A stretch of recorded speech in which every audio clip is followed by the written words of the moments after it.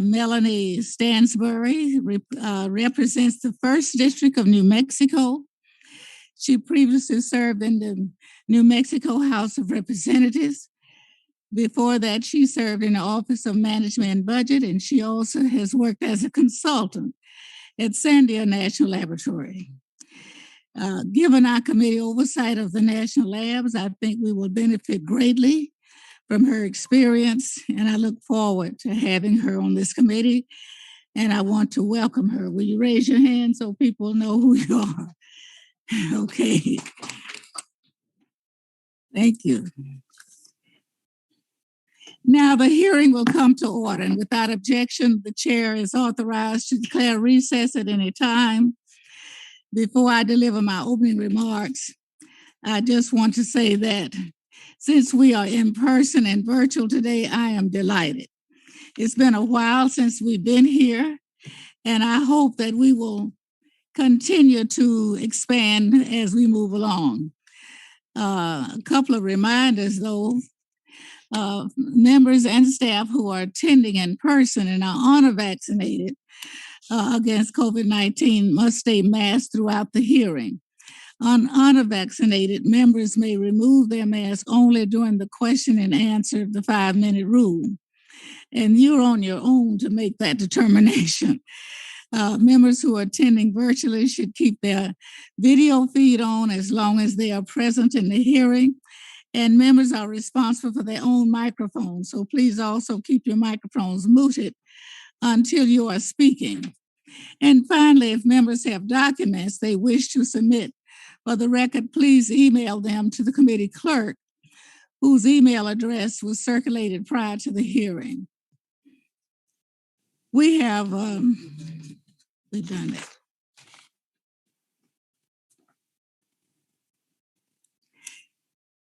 We want to say welcome and welcome back to our administrator. I look forward to working with him, and we're all delighted that we have a person that is familiar with the work of the committee and especially the work of space. Senator Nelson served on our committee. In fact, he chaired the space subcommittee for 6 years, during which time that he flew into space abroad, the National Space Shuttle Columbia. And now we welcome him back today to testify before our committee as the NASA administrator after a distinguished career in both the House and Senate. We look forward to his testimony and welcome again. It is no secret to our colleagues that I am a strong supporter of NASA. It is one of the crown jewels of our nation's R&D enterprise, and equally importantly, it is a source of inspiration for our young people, and indeed for people young and old around the world. And I'm a Texan, where President Johnson took the lead and heard the call from President Kennedy to keep going with it. Because NASA turns daring aspirations into reality, whether it is flying a helicopter above the dusty expanses of Mars or pushing the boundaries of aeronautics research here on Earth, working with 14 other nations to build and operate an international space station in Earth orbit, or building a fleet of spacecraft to monitor our challenging climate, or searching for life elsewhere in the universe. I'd like to say that the Science, Space, and Technology Committee is the committee for the future. And I think that is equally true of NASA. The dedicated men and women of NASA are helping create our future in space and here on Earth. And they should take great pride in both what they have accomplished to date and in what they are striving to accomplish in the days and years ahead. Yet turning NASA's aspirations into reality will take more than determination or even good budgets. For example, to execute an ambitious national initiative like the Artemis Moon Mars initiative will require clear goals and objectives, thoughtful planning, realistic scheduling, and a creditable organizational and management structure, and attention to the multitude of details that spell the differences between success and catastrophic failure. And also critical to the success will be finding out as soon as possible where the problems are that need attention. That is why I have argued that it is an early priority to carry out an independent review of the entire Artemis initiative so that you can take whatever corrective actions we need as soon as possible. The lessons of the past are clear. Failing to uncover problems before the arbitrary schedule of pressure inevitably winds up costing more in both money and delays and increased risk. If Congress is going to be asked to provide increased funding, it first will need to have confidence in NASA's initiatives. And it is critical that we see a path to success. Another issue needing attention in the future of this International Space Station. It will not last forever. We need to know how long it will remain viably, structurally, and operationally. We need a clear plan for transitioning to what comes next. And we need to know what the future of the United States and its international partners in low Earth orbit should be, especially given the reality of the new Chinese space station. I could go on, but as I said, these are very challenging times for NASA. However, make no mistake, the committee wants NASA to succeed. I hope that today's hearing will be just the start of a continuing dialogue and collaborations with you, Mr. Administrator. And with that, I want to again welcome you and look forward to your testimony. The chair now recognizes my outstanding ranking member, Mr. Lucas. Thank you, Madam Chair. And before I start, I want to thank you for holding this hybrid hearing and enabling members, staff, and Administrator Nelson to participate in person safely. After a year and a half of virtual hearings, I think I speak for the entire Republican conference when I say it's good to be back doing the people's business in person. So thank you, Madam Chair. Today's hearing is important and timely. For several years, NASA has conducted a review after review of human spaceflight program. Although the overall goal to return U.S. astronauts to the moon remains constant, NASA has changed its plans on how to accomplish that goal several times over numerous reviews. After numerous independent advisory groups like the National Academies of Science and the Aerospace Safety Advisory Panel have highlighted, program stability is critical to ensuring overall mission success. As Administrator Nelson knows, Congress has provided this consistency for nearly 20 years following the Columbia accident investigation, the cancellation of the shuttle, and the development of deep space capacities. Despite the ebbs and flows of each new administration's priorities, Congress has maintained a steady course for the nation's space program. That's why I was pleased to see that the Biden administration is continuing the Artemis program. Keeping our sights on returning to the moon in a manner that enables exploration of Mars and beyond is paramount at this critical juncture. The Orion spacecraft was delivered to the Kennedy Space Center last year, and the Space Launch System was also recently delivered to Kennedy Space Center after a successful green run. It's exciting to see the SLS being stacked with boosters in the vehicle assembly building as we speak.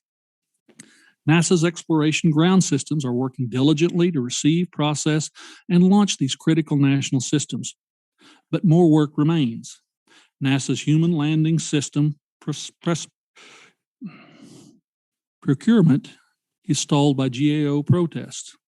Everyone wants to get started on this critical piece of hardware, but we must first let the process play out and adjust course based on GAO's ruling and available funding. I look forward to working with our colleagues in the Senate and on the appropriations committees and in the administration to chart a path forward that enables the success of our space program. The largest unknown looming on the horizon is the budget. Finding an extra $10 billion for the Human Landing System is no easy task. While the Senate recently authorized an additional $10 billion and required NASA to select an additional contractor, if NASA doesn't get additional appropriated funding, this could become an unfunded mandate that could end up with NASA having to cut billions of dollars from other programs. I'm sure no one wants to see this happen. That's why it's important for NASA to propose realistic plans, budgets, and schedules, and not rely on Hail Mary passes to save the day.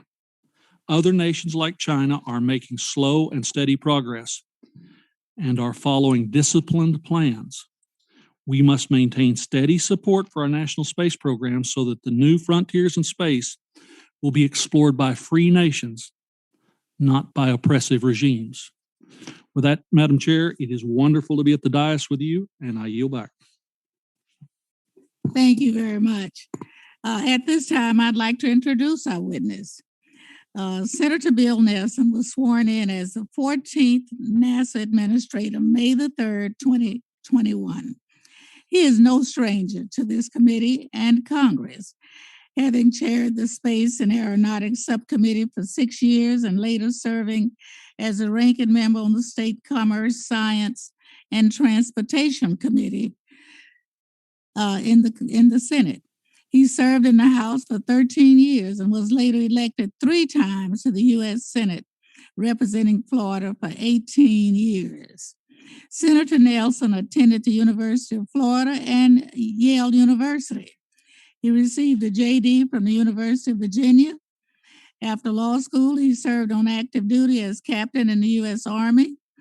He has served in public office over 4 decades, in the state legislature as a state treasurer, and in the U.S. Congress.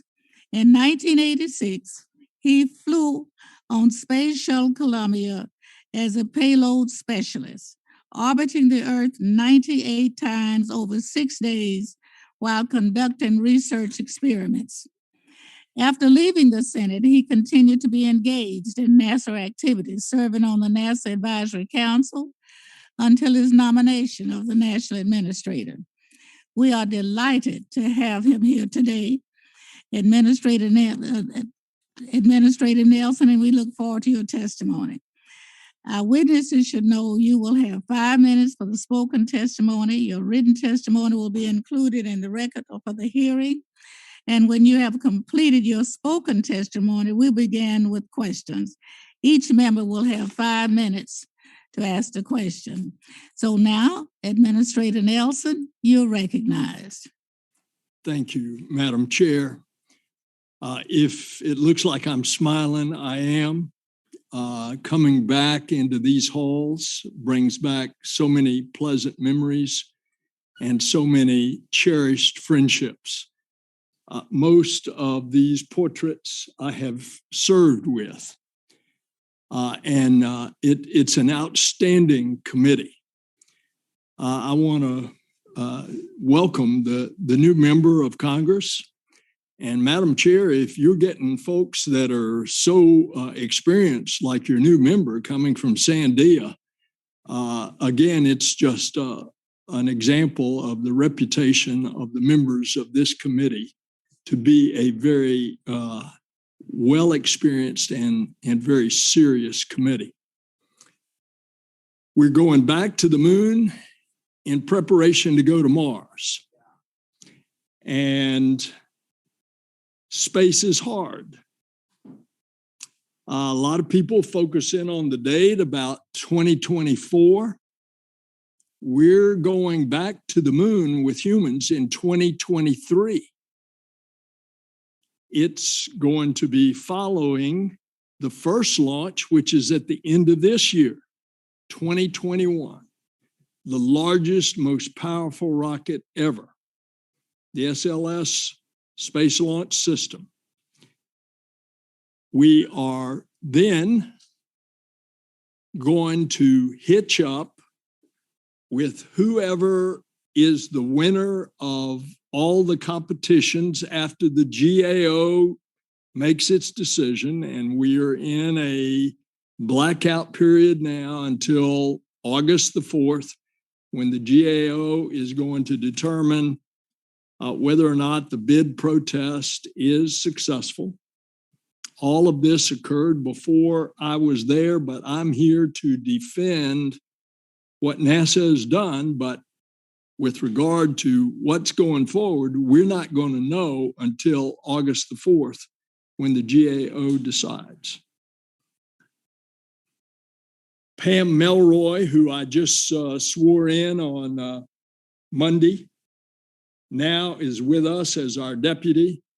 Our number 3 in the agency is Bob Cabana, also an astronaut commander, as is Pam. He's long experienced in the administration in Johnson, then the head of Stennis, then the head of Kennedy, and well respected. And the 3 of us are already trying to make the plans so that when the GAO decides that we can move out quickly, depending on what the GAO decides as a legal matter. Now, that's just the human exploration. Look what's already happened. What American is not excited about Perseverance and little Ingenuity flying around all over the Mars surface? Again, a pinpoint landing. But remember, as the ranking member said, remember it was followed by only the second nation to be able to land a rover successfully. The Chinese government, the Chinese space program did that, and they have a very aggressive program. And we got to beware of that. They're putting a series of landers on the south pole of the moon. So are we. It's called the CLIPS program. The C stands for commercial. We're going to go down there to the South Pole. Why? Because there's water down there and it's frozen. And when you have water, that means you've got oxygen and you've got fuel, hydrogen. So both of our nations are going down there. But the fact that they are planning this, just beware. Look at what's happening in the Earth science and the planetary science. We just announced 5 great observatories that are going to go to Venus. We haven't been to Venus in 30 years. Why Venus? You think of it, the sun, the next planet is Mercury, it's hot. The next planet is Venus, and it's covered with a shroud of clouds. And that's caused it to heat up so much that it can melt lead on the surface. The next planet is Earth. It has a habitable atmosphere. The next planet is Mars, and it has a very thin atmosphere. Now, what is it about Mars and about Venus? Do they have the chemical compositions that they could have had life? Because after all, this universe has been developing for 13.5 billion years. And I'll conclude with this, Madam Chairman. Another part of our science, we're sending up in November this telescope. It's going out of French Guiana on an Ariane rocket. It's about a $9 billion telescope, and it is going to peer back to the light source 13.35 billion years. That's only 150 million years after the Big Bang, which is the beginning of the very cosmic systems. And we're going to be able to capture that light that has been traveling all those billions of years and find out things that we've never found out before. We found out a lot from Hubble, which is still up there trying to work. That's the excitement of what is going. And finally, Madam Chairman, Earth science. In every one of your pockets is that cell phone, which I forgot to turn off, and it has a camera that we all use. That camera is on a chip, and that camera was developed by NASA to observe the Earth, to get the precision measurements because of what's happening to our planet. If you want to mitigate the climate, you got to measure it. And that's what NASA does. Thank you, Madam Chair. Thank you very much. We now will begin our first round of questions, and I will recognize myself for 5 minutes. Administrator Nelson, you have often discussed your concerns about China's ambitions and advancements in space. And it's clear that with sustained planning and methodical preparation, they have made steady and measured progress. They successfully landed on the far side of the moon. They have returned lunar samples to the Earth. They landed a rover on the surface of Mars, and they are establishing a small space station on low Earth orbit. And they indicated that they are planning for human landings and outposts on the moon. China clearly is in space for the long term, and we need to recognize that and respond accordingly. To me, that doesn't mean undertaking a crash program with unrealistic timetables, but it does mean that in human space flight, NASA needs to focus its efforts and develop a clear plan and program to achieve these goals set by successive administrations and authorizations, namely return to the moon as necessary steps toward the ultimate goal of landing humans on Mars. NASA needs to develop that plan and program now because they aren't unlimited resources, and we really can't afford to pursue nice to have projects at the expense of neglecting essential tasks. To date, the committee has not seen such a plan for the Artemis initiative. And it's not because we haven't asked for it. I am not blaming you because you just settled in NASA. But what can we expect to see? And when can we expect to see the plan of the program? And how are we going to get to Mars, as well as what specifically we will need to accomplish getting to the moon, on the moon? August the 4th, Madam Chairman. Once we know the direction legally as a result of GAO, I will have a plan to announce according to what their decision is in order to try to have us there as quickly and as safely and as efficiently as possible.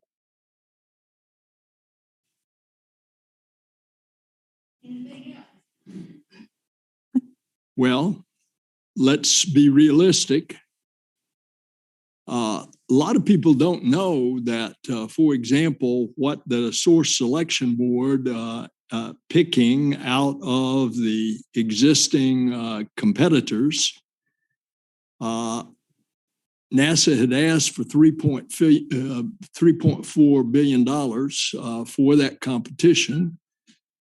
The award of appropriations was $850 million. And so the source selection board, back before I came in, decided that they didn't have enough money and that they would award it to one of the three competitors. That award, the concept is that NASA's vehicle, the SLS, with its spacecraft on top, Orion, will take the crew to lunar orbit. And then in lunar orbit, there will be the transfer of the crew into the landing vehicle, and that will go down to the surface. They'll do their mission, they'll come back, and then Orion will return with the crew to the Earth. That's one concept. There are other concepts to put up a gateway, which is a mini space station in lunar orbit, and that is being planned as an international station that you will take the crew to that. They will then transfer into a lunar landing vehicle. So there are different plans. What was awarded was just for one demonstration. But there needs to be a landing each year for a dozen years. So there are many more awards to come if you all decide that it's in the interest of the United States to appropriate that money. And of course, the appropriation starts right here in this committee with the authorization. So that's about as succinct as I can tell you, Madam Chair. Thank you very much. My time has expired. I now recognize Mr. Lucas. Thank you, Madam Chair. And continuing with the chair's line of questioning, and I acknowledge the Chinese are making steady progress on their exploration goals. And I think it's very important we maintain our momentum. So in that vein, I ask you this, Director, within the confines of what you've just discussed, are you confident that the FY22 budget request, which has proposed reductions in the HLS program, are you confident that that's capable of getting us back to the lunar surface by 2024? And I'll go farther than that to say part of our challenge here in appropriations, even if we're successful, there's still that little creature called OMB, and there's still that process of the administration pulling as we push. We need a little more push over there while we're pulling on this side. Do you believe the 2022 budget request is enough to do what we need to get done? And by the way, you can strike out 2024. Give me a number for a date. Mr. Ranking Member, in your state and my state, we have an expression. There are more ways than one to skin a cat. So I've talked directly to OMB about the additional money for us to have the robust competition that we want, to have these sustained landings over a dozen years.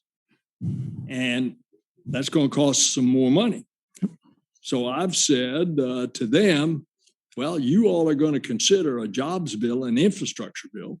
And by the way, I hadn't even talked about the desperate needs of NASA on dilapidated infrastructure, which is also jobs. And so if you all put together a jobs bill, that's another way of funding. Otherwise, you look at the request, and that's your question is the president's request. It is a very robust NASA request. It's over a 6% increase. And look at what's happened in the increases in science, in STEM education, in aeronautics. By the way, we hadn't even talked about the first A in NASA, which is aeronautics. A lot of exciting things going there. I'll be happy to answer your questions. Along that line, NASA has a very vast portfolio of programs, and it's always challenging to keep all those plates spinning at once. I mean, I'm not sure the general public appreciates you've got deep space exploration, you've got low Earth orbit operations, you've got planetary science, astronomy, astrophysics, earth science, heliophysics, biology, physical sciences, and aeronautics. Among many of those components, how are you going to keep all those plates balanced, Mr. Administrator? And I have faith in you, but that's a challenge with the dollars you have available. Well, I agree with you, but I'll tell you, why is NASA consistently thought of by the American public as the most popular government agency? And why does NASA have very little turnover compared to other agencies? It's because the people are so incredibly talented, and because of the mission They're fairly happy. And so obviously I'm not doing this. They are doing that. One last question, Mr. Administrator. In your time in the Senate, you were an incredible champion of the development of the Space Launch System and the Orion spacecraft, part of course, enabling long-term sustained exploration of deep space. And you advocated for using existing hardware facilities, workforces, smooth transition systems, all very logical. Do you envision NASA using SLS and Orion past the initial Artemis missions? In reality, yes, because Artemis is a program to go back to the moon, but that's just, the goal is going to Mars. Because once we get there, we're going to dig down into that regolith and hopefully in the meantime have a sample return mission. By the way, that's another thing that the Chinese government is trying to do and is planning to do. And to see what happened to Mars. Is there still in that water? Is there any indication that there was life? So the goal is Mars. So the answer specifically on the SLS is it's going to be used as the workhorse, probably in lunar orbit, to then fashion together whatever this new technology that we develop to go to Mars is going to look like. Hopefully faster than we can go now, which is 8 to 10 months. By the time you get there, you got to be on the surface for a year or two because of the realignment of the planets in order to get back. If you can sprint there faster, you can stay on the surface weeks, a month, and then sprint back. But all of those technologies we still have to develop. So yes, the answer to your question is yes, the SLS will be a workhorse for the future. Thank you, Mr. Administrator. And I'd simply note, we on this committee, I think I can say in a bipartisan way, are going to pull as hard as we can. You're our guy in the administration to push as we pull. With that, I yield back, Madam Chair. Thank you very much. Mr. Byer is now recognized remotely. Thank you, Madam Chair, very much. And Senator Administrator, I really appreciate your coming. I apologize for the noise. I'm at the back of National Cathedral awaiting the John Warner service. But I'm really grateful to be moved up a little bit. Administrator, we're very supportive of the deep space exploration program as to Moon as a stepping stone to Mars. And you actually answered my first question already with your promise after the GAO report on August 4th and your new timeline. But I didn't actually ask the question. So let me at least get that out on record, that with the GAO report on the NASA lunar programs, they noted several challenges, that NASA's minimizing requirements for mission success for some programs, that NASA lacks top-level Artemis requirements and associated risks, that NASA is relying on key technologies that are still at very immature levels, that NASA hasn't defined management roles and responsibilities or documented decisions on management practices, that NASA to manage the systems integration across divisions. And then in addition, the Aerospace Safety Advisory Council has identified concerns regarding systems engineering integration, lack of clear roles, responsibilities, accountability, especially for HLS. So are you sure you want this job? Mr. Chairman, that report was written before some of the changes that had occurred. So parts of that report are dated. And yes, Mr. Chairman, I really am excited about this job and ready to tackle this challenge.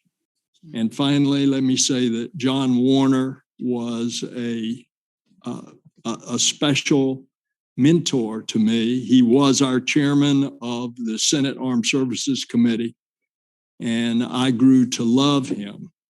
And so I'm glad you're there at his funeral at the National Cathedral.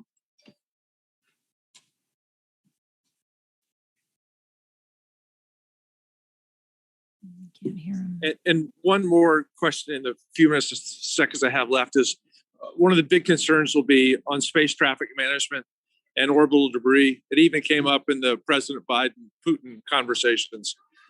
We know that NASA has all the data, the measuring, but that you're not a regulatory agency. How do you see NASA fitting into the ultimate solution on space traffic management? NASA has to be involved because it's our astronauts that are at risk. You put up more junk like China did 10 years ago when they blew to smithereens a target satellite when they were testing their ASAT.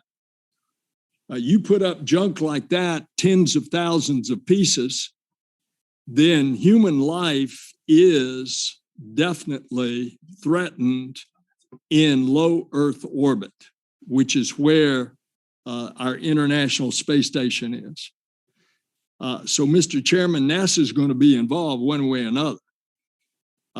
As a matter of fact, we're working on technology that will help us get those pieces of debris out and get them slowed down enough so that gravity will take over, bring them back in through the fiery heat of reentry that'll burn them up. We work, of course, with the Space Force, used to be the Air Force, that tracks all of the objects that are about that big or bigger.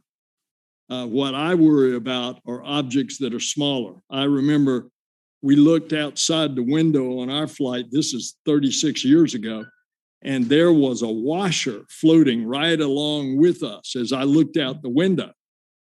If something even that small were to hit at a different angle on a space suit in a spacewalk or even a window of the ISS, it could be catastrophe. So NASA's got to be involved in space debris.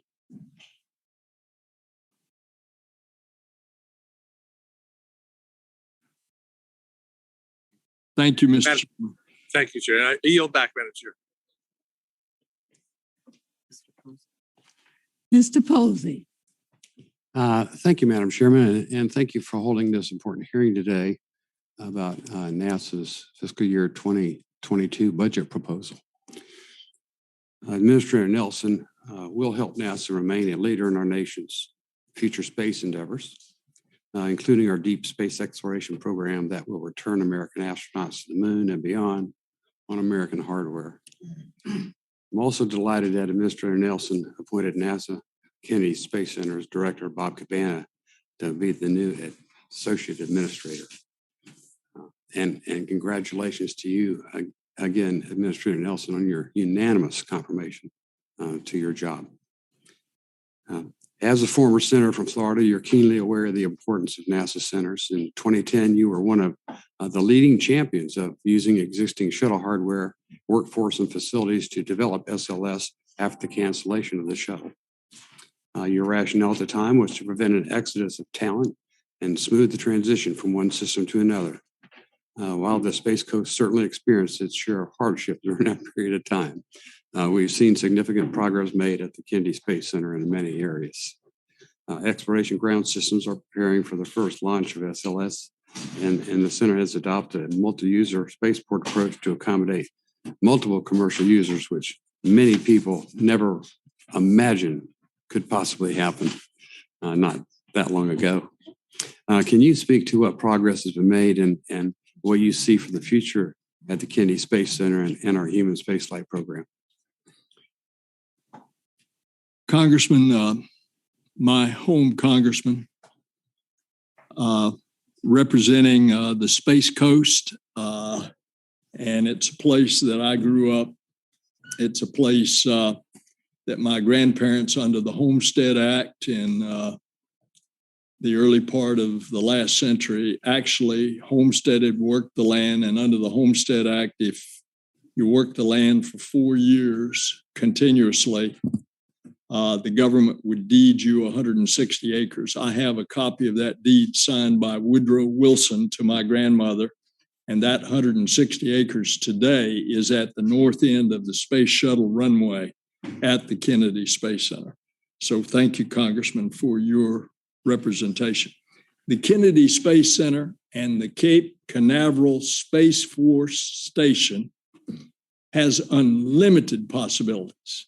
The place is throbbing with excitement. All those old abandoned launch pads from the early days of Gemini and Mercury and Apollo and all the various other military missions, abandoned pads, they are coming to life. They are launching new rockets.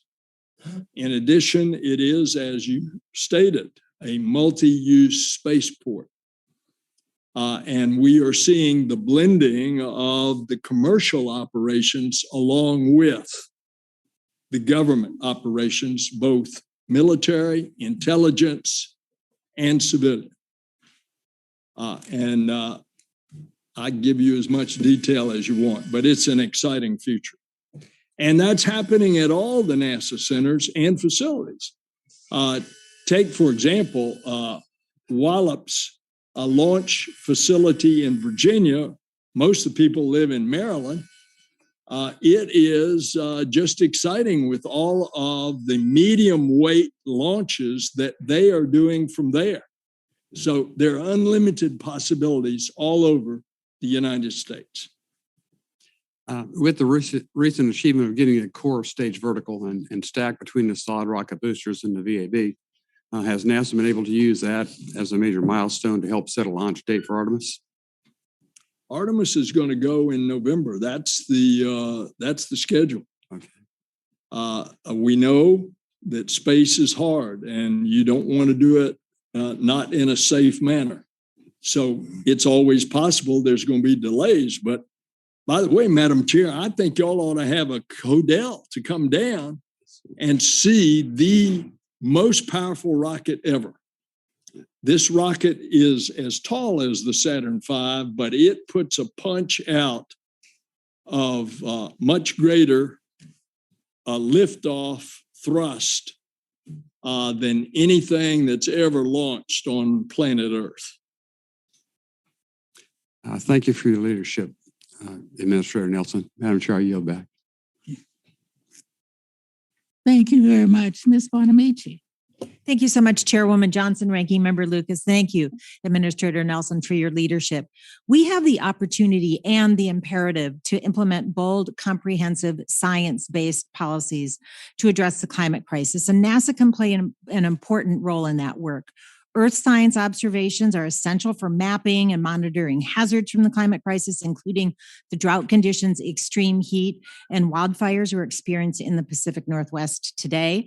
I'm particularly alarmed with a recent study from NASA and NOAA that found that the amount of heat the Earth traps has roughly doubled since 2005. So as co-chair of the House Oceans Caucus, I know that without bold action to address the climate crisis, the ocean will continue to take the heat for us, and the warming temperatures, as you know, Administrator Nelson, are resulting in more frequent weather, extreme weather events, ocean acidification, and the loss of biodiversity. So during your time and your tenure in the Senate, I'm grateful for your work to expand scientific research, monitoring, and adaptation measures for harmful algal blooms, HABs, and hypoxia. We've seen this issue in the warm blob off the Pacific coast, in Lake Okeechobee in Florida, and lakes and rivers across the country.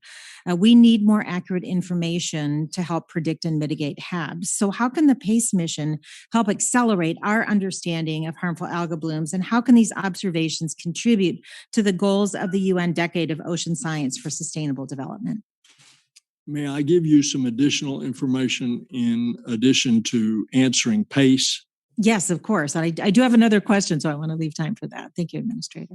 You want to ask your next question? I'll wait till your okay. response. First of all, you cannot mitigate what's happening to the climate unless you can measure it. Correct. And we are uniquely situated. A lot of people don't know that NASA, all of those assets up there, NASA designs them, builds them, launches them, and NOAA operates them.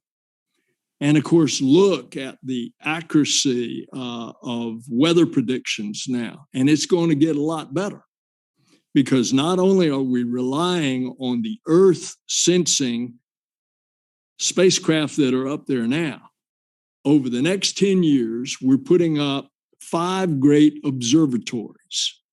It's a $2.5 billion project over a decade. They're going to measure anything that is happening with the land, the water, the ice, and the atmosphere. And they're going to put together a 3D composite of all this information, interrelated with all the other assets we have up there, to help us fine-tune our understanding of what is happening to our planet. Terrific. I look forward to working with you and Dr. Spinrad at NOAA on that important issue. Thank you, Administrator Nelson. And I know NASA recognizes the need to invest in our next generation and also the importance of a diverse workforce. So this budget would strengthen the Office of STEM Engagement after the previous administration tried multiple times to terminate the program. I'm the co-founder of the STEAM Caucus and also a fan of Katie Coleman, the astronaut who played a flute duet from the International Space Station. So I want to recognize NASA for the recent partnership with LEGO Education to distribute STEAM curriculum, because integrating the arts into STEM curriculum has shown to improve academic outcomes and engagement and boost creativity. I urge the Office of STEM Engagement to continue developing similar initiatives. And I want to ask if you could please talk about how that Office of STEM Engagement will foster a future innovative workforce and also improve diversity at NASA. Thank you to the Congress that when it was zeroed out in previous budgets, you all always restored the education for science, technology, engineering, and mathematics. What is happening is this particular proposed budget has a very robust increase in that. Every one of your congressional districts has a university or a community college that has got some STEM grants for students. It's especially, now NASA is not the only agency that does that, but NASA is unique in our STEM projects, because what gets kids excited about those subjects? Spaceflight. And so we are uniquely positioned, and that's why we utilize our astronauts so much, not just to fly in space and do all of the critical stuff, but to go out to colleges, universities, and high schools to talk to kids, to get them excited. And so we are really, between Pam and Bob and me, we are really going to push STEM education. And I think you'll be pleased. And again, thank you for restoring it every time it got zeroed out in the past. Thank you, Administrator. My time has expired. I yield back. Thank you, Madam Chair. Thank you very much. That was good news to hear, Mr. Babin. Yes, ma'am. Thank you, Madam Chair, and thank you, Administrator Nelson. Appreciate you being here. President Biden's first budget, you've already addressed some of this, but I just kind of like to get it on the record. His first budget request is $445 million lower than the Trump administration's last budget request, $2.39 billion below what the Trump administration proposed for FY22, and $7.757 billion below the FY22 to 25 budget proposed by the Trump administration. The proposed cuts from exploration are very staggering. While the Biden administration expressed support for continuing the Artemis program to return U.S. astronauts to the moon by 2024, this year's request cuts $14.5 billion over the next 4 years from the Exploration, Research, and Development account that would fund the human landing system and necessary lunar surface capabilities. Specifically, the budget request cuts $3.193 billion from the HLS budget proposed by President Trump for FY22, and a total of $10.05 billion from the Trump administration's FY21 request for HLS for the FY22-25. I know what you said about the old saying, because we have that same old saying in Texas too. There's more than one way you can skin a cat, but just for the record, are you saying there will be no cuts of any programs in the program itself for Artemis because of these cuts? If we are the beneficiary of your generosity, there definitely won't be. Remember what I said a few minutes ago. It was a $3.4 billion request for human spaceflight for the exploration part. The Congress appropriated $850 million. And so you can only get so many pounds of potatoes out of a 5-pound sack. Amen. Yeah. And if you all are generous, whatever vehicle you use, and including the jobs bill is an alternative, then we're going to try to rev it up, Mr. Right. Ranking Member. All right, sir. Thank you. In the late 90s, Congress passed the Commercial Space Act of 1992. This was before my time here on the committee and a little after your time. The law contained a provision called anchor tenancy that allowed NASA to enter into multi-year contracts for the purchase of a good or service if the administrator determines that the good or service meets the agency mission requirements. The commercially procured good or service is cost-effective. The good or service is procured through a competitive process. Existing or potential customers for the good or service other than the United States government have been specifically identified. The long-term viability of the venture is not dependent upon a continued government market or other non-reimbursable government support, and private capital is at risk in the venture. Has NASA specifically identified other customers for human landers or spacesuits that would make these commercial ventures viable without NASA funding? We always value competition because you get the best product the most efficient way at the least cost. All those other procurement things that you just talked about, I don't know about those, but I'll find out. Okay. But I know what I just said is the goal. Yes, sir.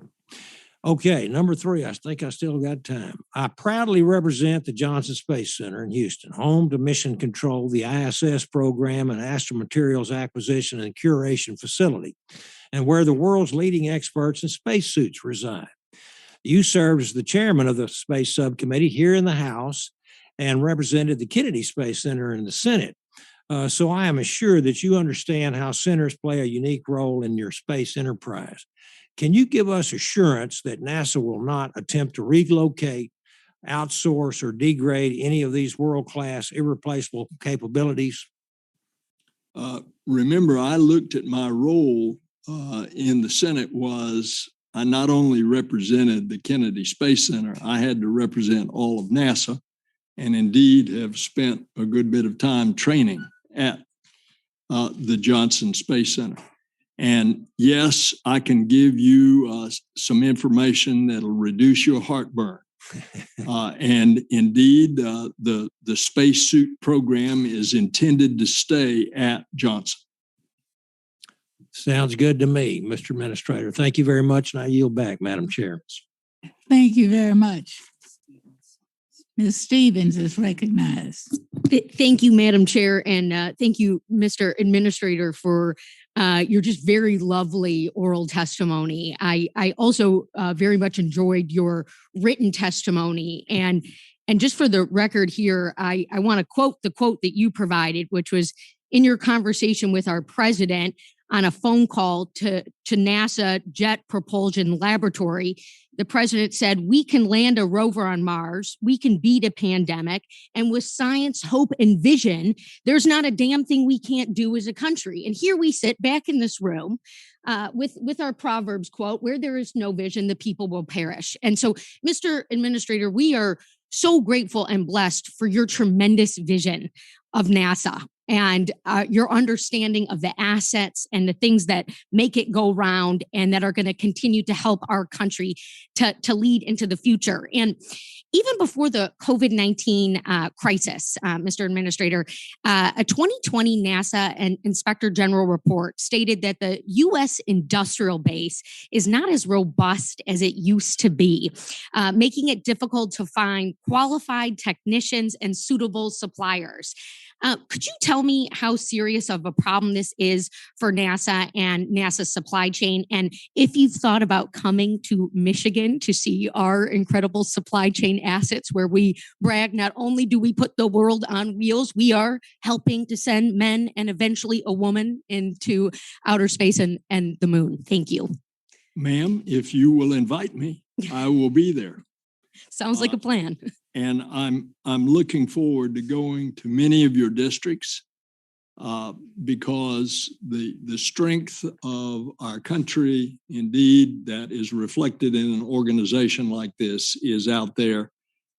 And your specific thing about suppliers, that's a huge strength. Now, we got to be careful because some of our supplies we are now dependent on of getting internationally. And some rare metals and materials we are finding are in other countries that may not be necessarily friendly to us.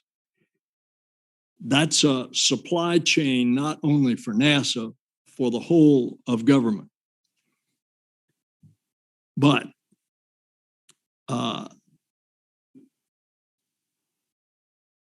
let me just put it this way. If you think back,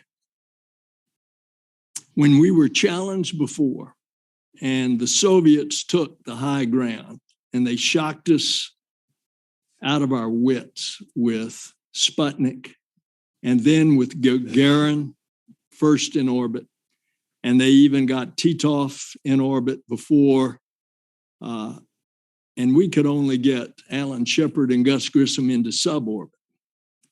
And then that all changed with John Glenn, who knew that he had a 20% chance of failure on that Atlas ICBM.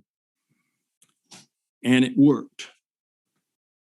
And then the nation said, we've got a goal.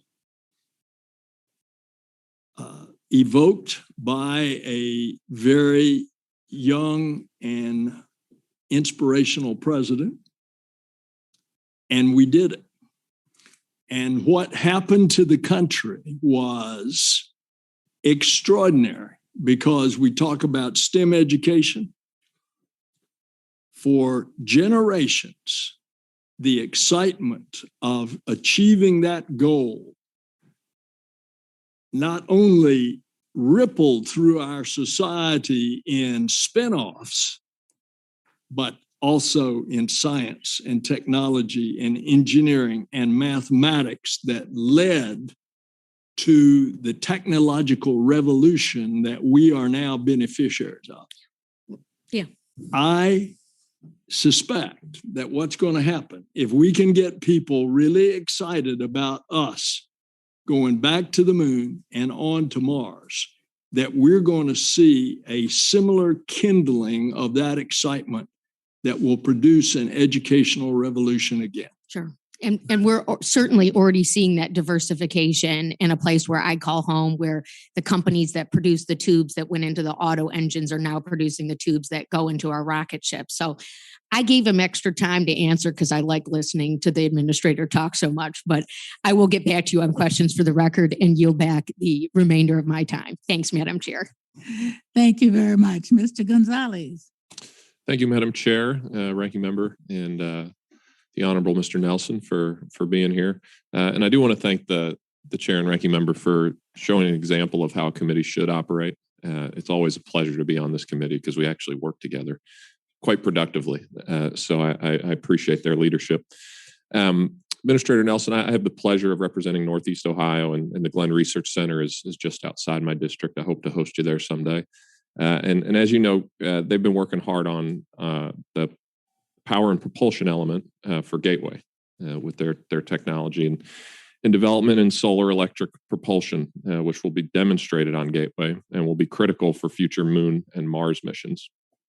Gateway is also a key international partners to the Moon, much as the ISS has done for low Earth orbit. With the recent announcement from China and Russia on their active efforts to court international partners for their lunar research station, I believe Gateway is more important than ever. Can you please discuss the budget request for Gateway and how this request will keep Gateway on schedule to remain a key part of Artemis, and how NASA will continue to partner with both industry and our international allies on Gateway? The budget request for Gateway is pretty good. And why Gateway? Because when you put, in effect, a small space station in lunar orbit, then you can do a whole bunch of things in our preparation to go to Mars. Number one, it becomes a way station for us to go down to the Moon and do all the things that we're doing down there. And all of that is necessary in the preparation of getting us able to sustain human life to go all the way to Mars and come back. But on Gateway, you can continue research in addition to what in the future will be commercial space stations in low Earth orbit that will supersede the International Space Station, which I hope will go on till 2030. And I request that of you, that you extend the life of the ISS to 2030. But Gateway will have additional research related to further deep space. But then what it does also, it allows us to prepare to go to Mars, because it is quite likely that we would then, outside of the lunar space station, be the area where we would put together the components of whatever is the new technology that would take us as a spacecraft all the way to Mars and land with humans and return. So it's going to have a number of functions, and it's important. Excellent. I want to shift towards auditing and China investments. I know this is a big priority of yours. You've shared repeatedly your concern about the rapid development of the Chinese space program and the challenges this will present to U.S. leadership. Some of this includes China's efforts to work around our laws and leverage their investments into companies to give them additional insights, such as board observer seats, into technology being developed in partnership with the U.S. We've seen that across a number of industries, but in particular here.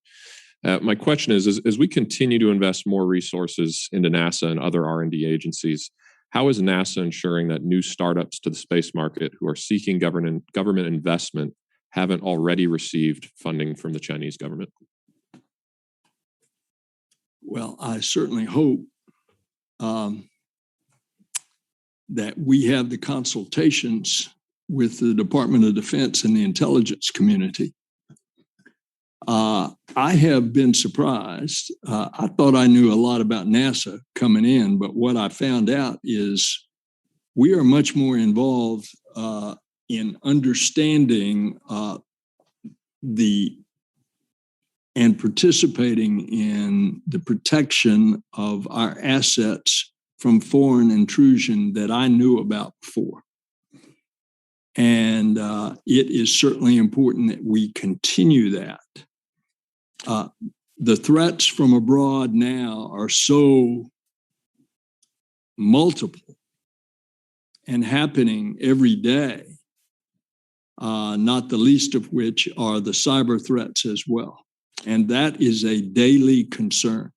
Yes, sir. And I look forward to continuing this conversation, hopefully offline. I think we have to do everything we can to make sure that whatever we are funding at the federal level, whether that's at the universities or at NASA, is not being appropriated and then moved over to our foreign competitors. And with that, I yield back.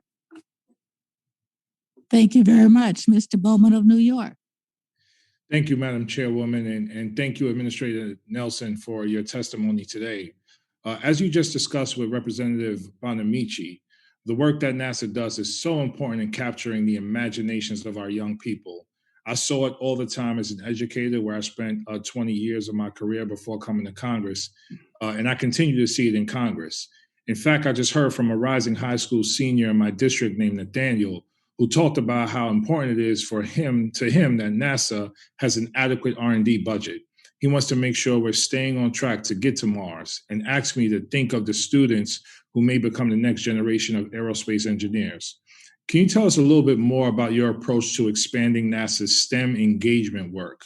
How do we make sure that we're reaching out to students like Nathaniel in every community, including marginalized communities, and nurturing their aspirations? Yes, sir, Congressman. Right off the bat, the president's budget is a robust increase in STEM. And this particular public servant, joined by Pam and Bob, have this as one of our main drivers because of the value to our country. It's the value to our agency as well. We have a very highly educated agency. We are, then an extension of your question, we are constantly out looking for diversity as well. I want to commend to your attention a good example of that occurred in the past. As you came out of Mercury and Gemini and Apollo, almost all those astronauts were white men test pilots. But coming along with the space shuttle, you didn't need to have test pilots for every astronaut position. And NASA actually went with a lady who advised them how to go about and recruit women and minorities.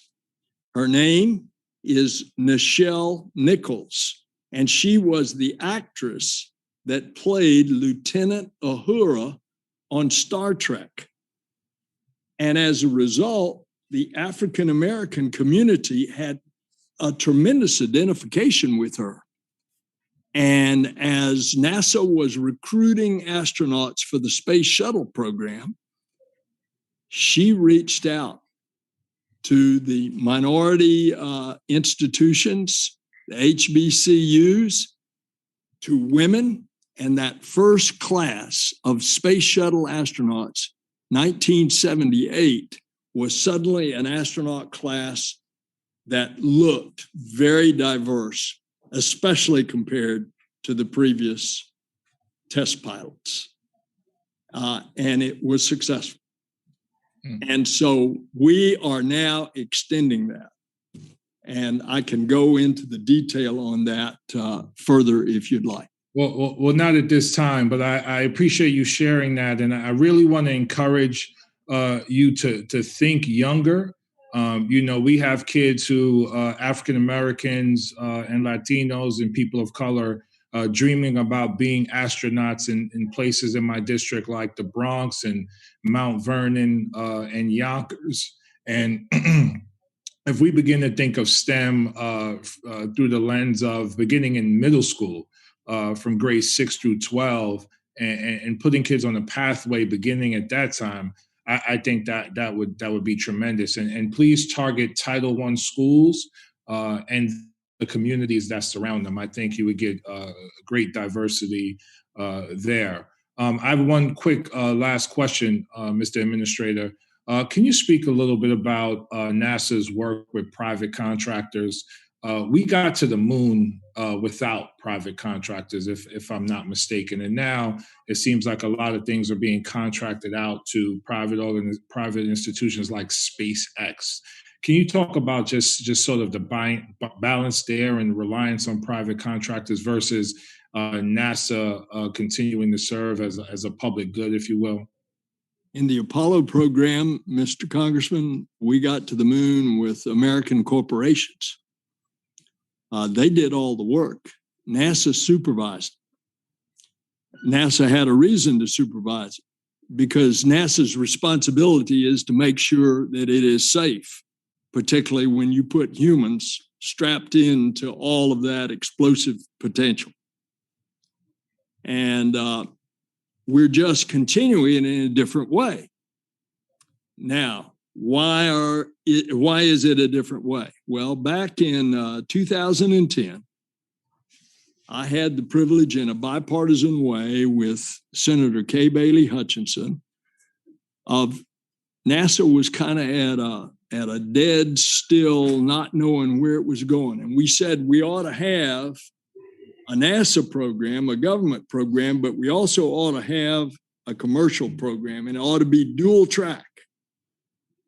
And that was the NASA bill of 2010 that was passed unanimously in the Senate, and it was passed in the House by a 3/4 vote. And that's the track that we're on. You see that already implemented, that we now have commercial carriers of both cargo and crew to the International Space Station. That has been going on for years now. Now we're going to have a blending of the government and the commercial as we go back to the moon and eventually as we continue out into the cosmos. Thank you so much, Madam Chair. I yield back.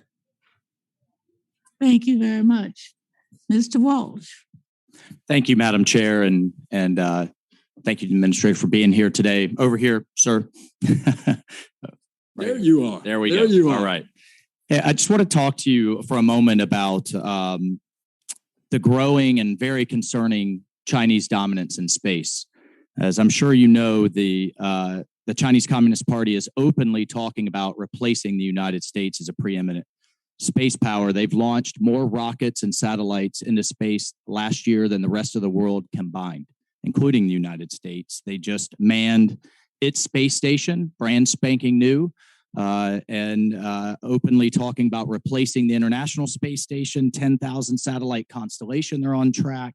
An agreement with Russia to put a research station on the moon, growing anti-satellite capabilities. Would you agree that the United States cannot continue to be number one on Earth if we're number two in space? First of all, Congressman from Florida, thank you. Thank you for your representation.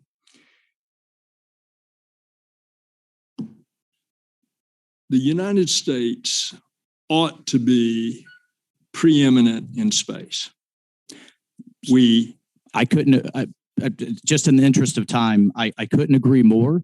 That's what has me scratching my head of why we have a $500 million cut in the president's proposed NASA budget, a 75% cut to the Human Lander Center, to the Human Landing System, excuse me.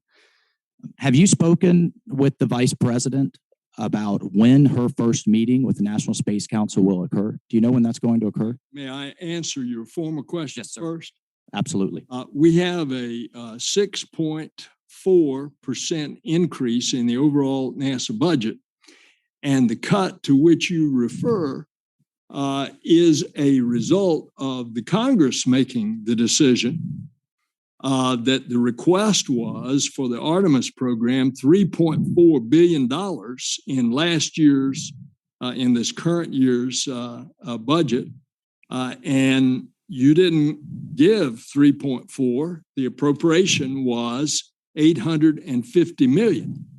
So given the eggs that I'm presented in the basket, I'm trying to get us there and get us there quick. And so I have said earlier in the hearing that there are more ways to do it. If you all are considering a jobs bill, there's an R&D component of the jobs bill as well as infrastructure. And it would be very, very helpful if you could consider those increases. Absolutely. I think you'll certainly see support from this foxhole. We have to put the first American woman and the next American man on the moon. And to do that, we need a viable landing system. So I certainly think you'll see the support in this committee. Fight will be ongoing with the appropriators, but I want to see NASA support for that as well. And yes, Congressman, I have spoken to the Vice President and I look forward to her leadership in the council. I'll be meeting with her next week, and I expect that as the NASA administrator that I will take a very active role on the National Space Council. Mr. Administrator, do you support the Wolf Amendment, which, as you know, prohibits bilateral cooperation with the National Space Council, including NASA, China, Chinese-owned companies? Do you support sustaining the Wolf Amendment, and if so, making it permanent? It is the law, and I support it. That is fantastic to hear. And finally, do you support making it permanent, Mr. Minister? Yes, sir. And that doesn't mean that we can't find areas of cooperation. And those areas are deconfliction of space assets running into each other, trying to get them to participate in getting rid of all that space junk. That's why I was very rather abrupt in my comments about when they had the return of a whole big rocket and it wasn't controlled and it threatened populations. Now, fortunately, it ended up falling in the Indian Ocean, but it could have fell in Europe or somewhere in the Middle East. So I have been very harsh in my commentary about the Chinese not doing those kind of things, including the space debris. Thank you, Madam Chairwoman. I yield my time. Thank you very much. The chair now recognizes our newest member, Ms. Steinberg. Thank you, Madam Chairwoman, and thank you, Ranking Member, and to all my colleagues. It's truly an honor to be here to serve on this committee with you all. Thank you for allowing me to serve. And I'm especially excited and honored to be able to be here today with our administrator/senator. And also, I wanted to say, as a former federal employee, thank you to NASA employees, staff, and researchers for the important work that you do. We so appreciate you. NASA's work is critical, of course, not only to taking us to the far reaches of space, but also for understanding our planet here at home, and particularly our understanding of our planetary systems and climate change and how that's transforming our communities. And in New Mexico, my home state, that, of course, is being manifest in terms of chronic drought, extreme fires, and really an uncertain future. And so I am tremendously excited to see the increases for the Earth Sciences program at NASA in this budget, because I think they're extremely important. But NASA, Madam Chairwoman, is also extremely important as an economic engine for all of our states, and particularly in New Mexico, where we have a very large aerospace industry that is growing daily and that we are working hard to grow, and is a powerhouse in its own right in aerospace. Also, of course, NASA is a leader in advancing research and innovation and American competitiveness in general, and in growing our STEM workforce.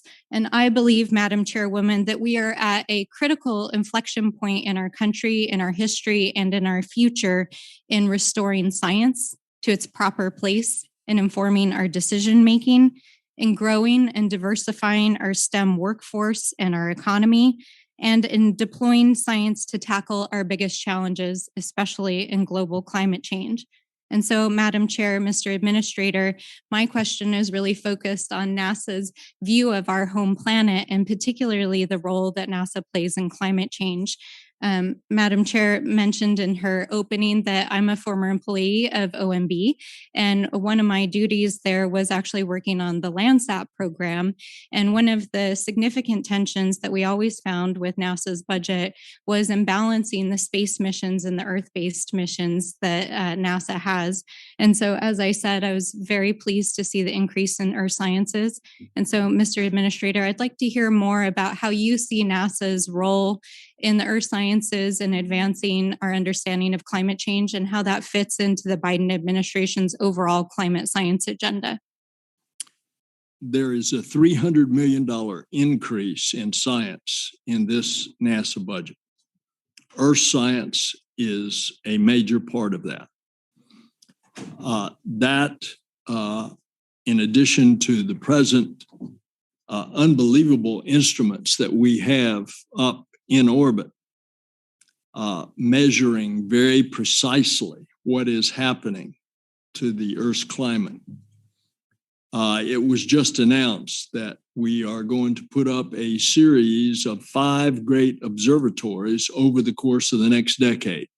The first is a joint one with India that will occur in January of next year. And these 5 great observatories are all going to collate their information and talk to each other in a 3D dimension of what's happening to our Earth by looking at land, water, ice, and the atmosphere. That is going to bring us a new dimension of information in addition to our very precise instruments that are remotely sensing what's happening on the Earth. So the scientific world is quite excited about not only what's happening in planetary science as we project out, but what we are doing with regard to understanding what is happening here, our own planet.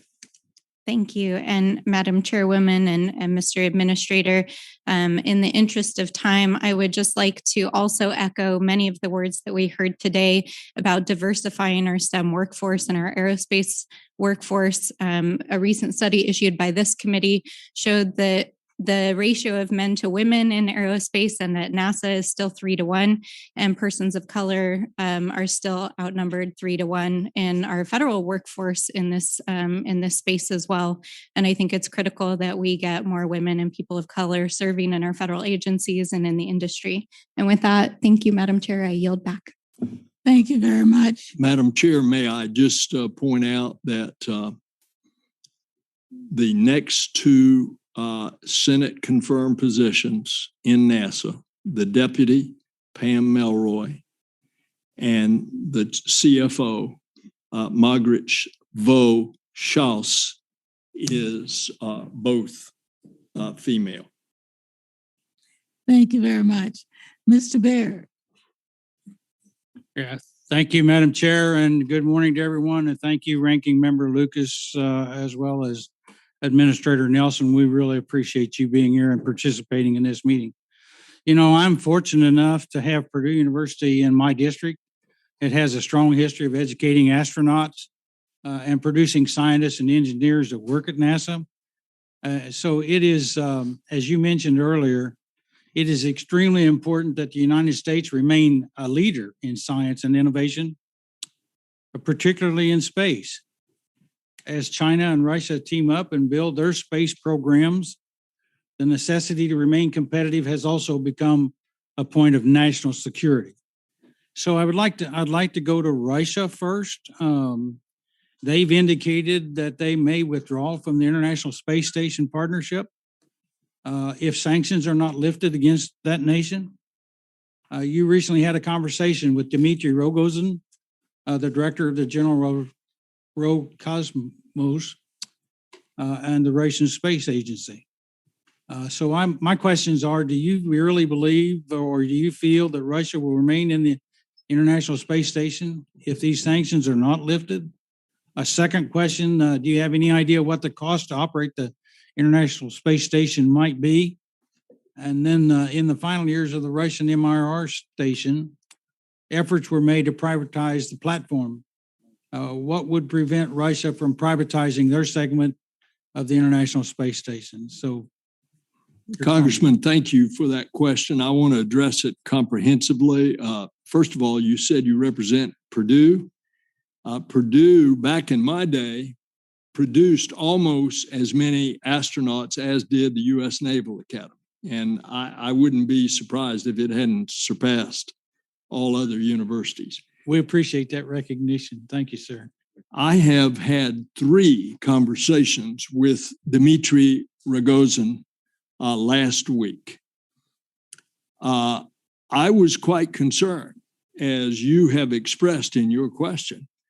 Was there, because of these comments that were coming out of Russia, were they going to about face and break the partnership that we've had with Russia when it was the Soviet Union in 1975, when an American spacecraft and a Soviet spacecraft rendezvoused and docked, and they lived together for 9 days in space. And we've had that cooperation ever since. And it's very evident on the International Space Station because there's always a Russian crew, there's always an American crew on board. So the first indication was actually in the NBC interview of President Putin, when he spoke glowingly about, and that came a day after I had my first conversation with Rogozin, and Putin spoke glowingly about the cooperation in space, particularly on the space station. So in the second conversation with Rogozin, he confirmed that. And in the third conversation, we had actually participated, I virtually, on a panel, international panel, that they were having the conference in St. Petersburg, Russia. And we had additional information from that conference that confirmed what we were seeing. And then the final thing is, they're getting ready in just a couple of months to put up another major Russian component to the space station. So why would they be doing that and just a few years going to abandon it? It didn't make sense. And so I have a much changed attitude about, I think we are going to see the continued cooperation. However, your question is further. What about Russia and China teaming up? And I think we've got to watch that. I think, as I said in my opening comments, China is very aggressive in its Chinese government space program. And as a result, we've got to be concerned about that. And if Russia is giving them a lot of their technology on rockets, that's something we got to be concerned about. And they're talking about going to the South Pole of the moon, and that's where the water is, the water ice. So indeed, thank you for raising that, Congressman. Thank you for your response. Appreciate it very much. And I yield back.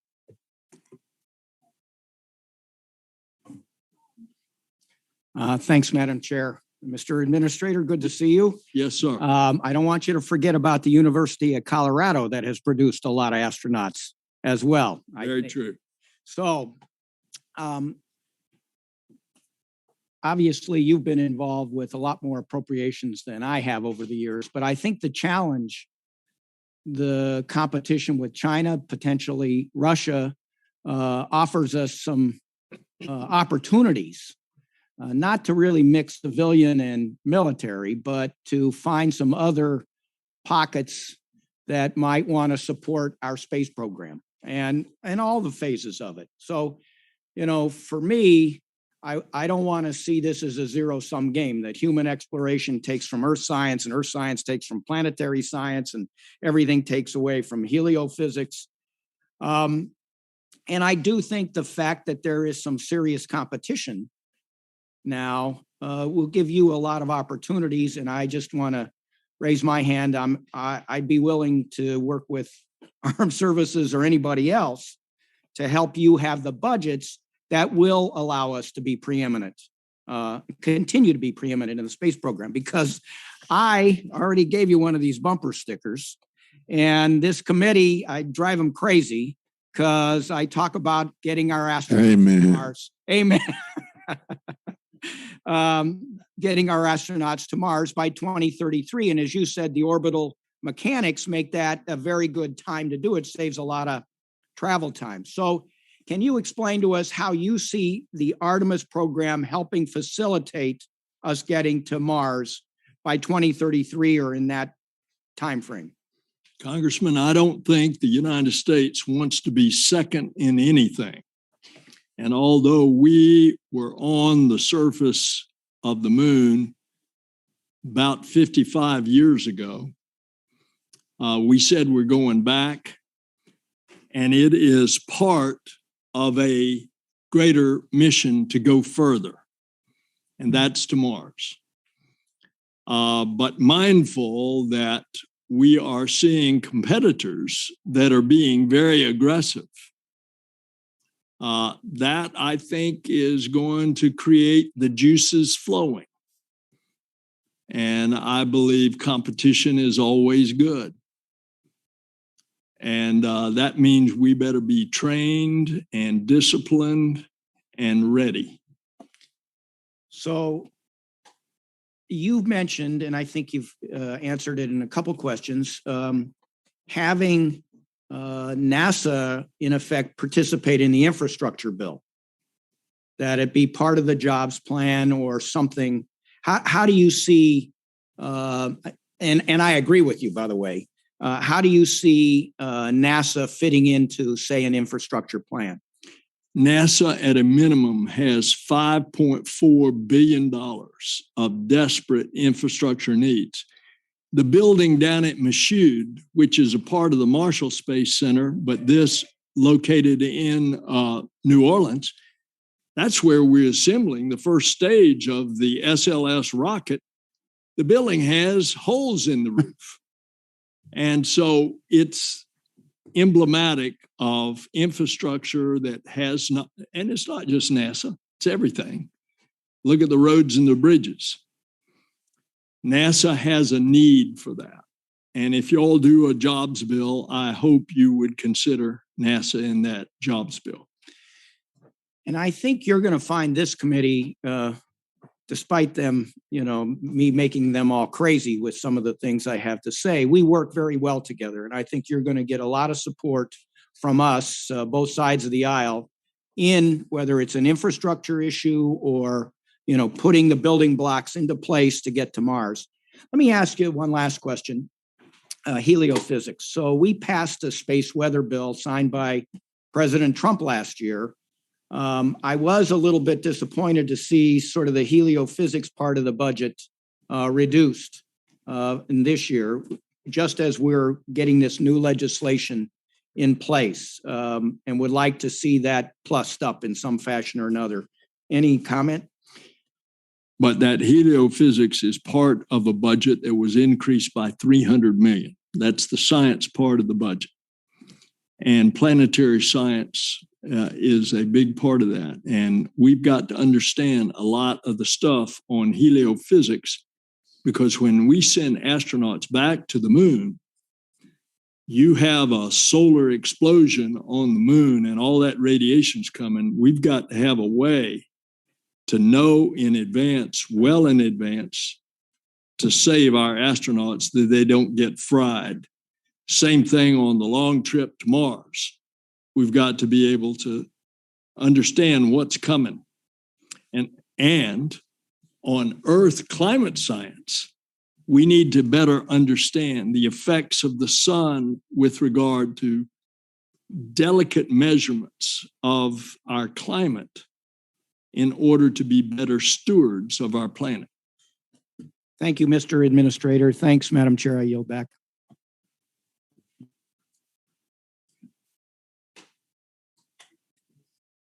Thank you very much, Mr. Sessions.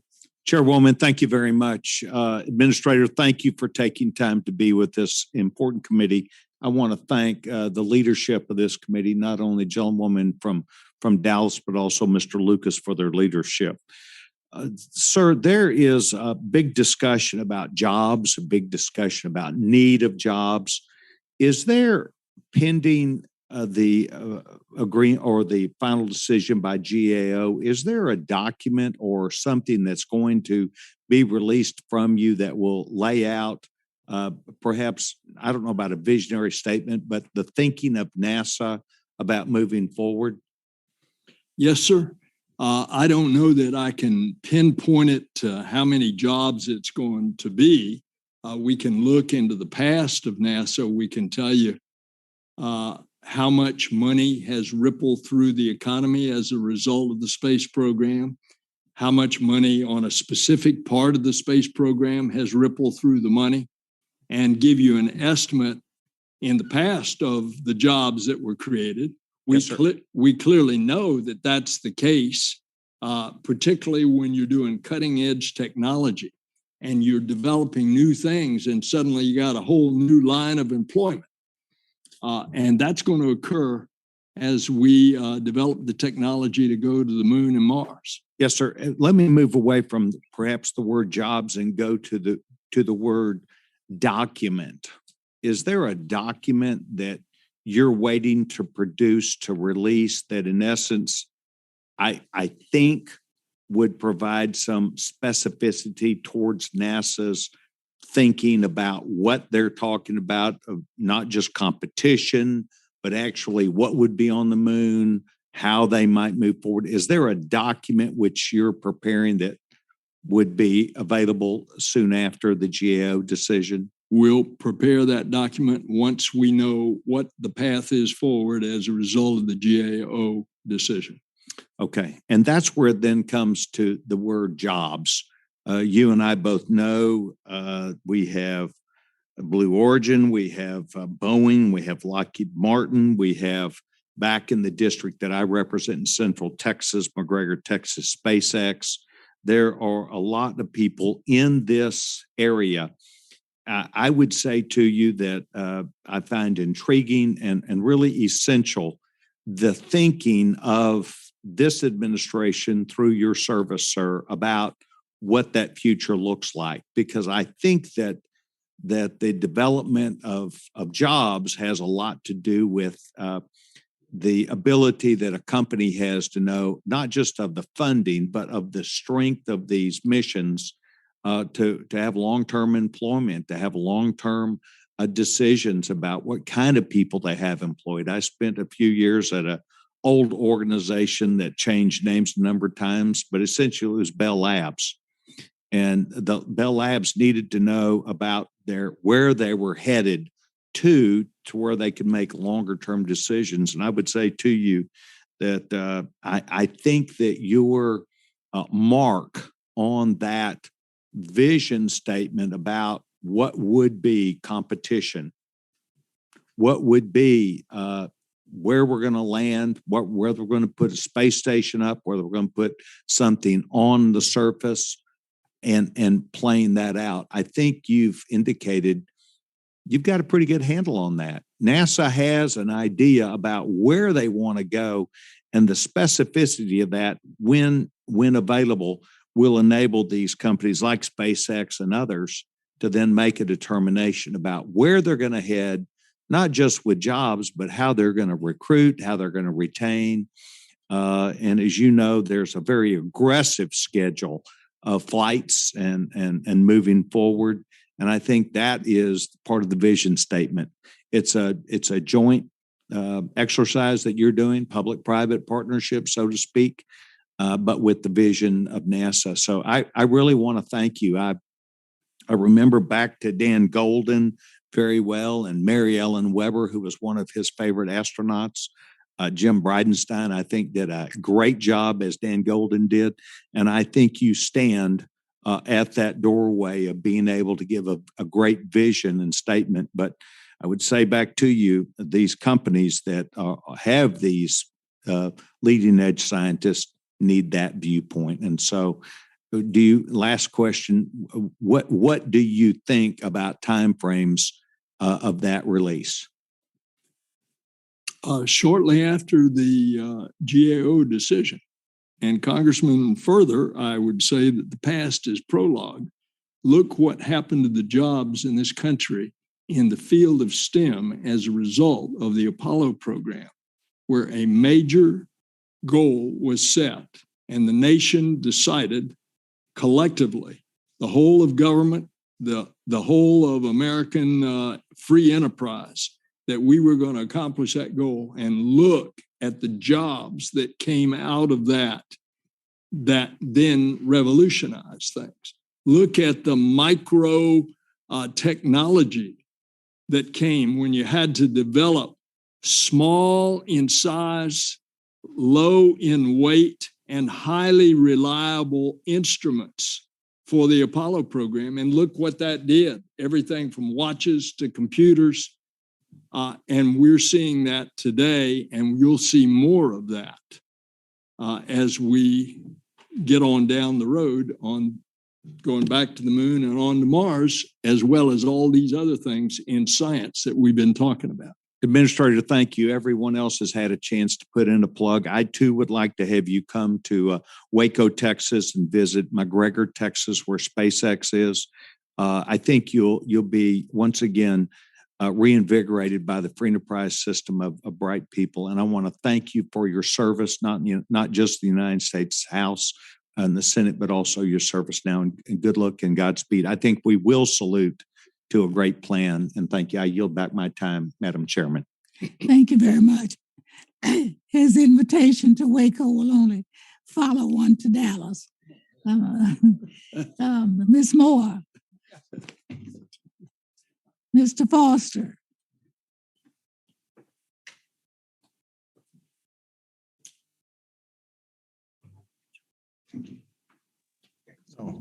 Thank you, Madam Chair.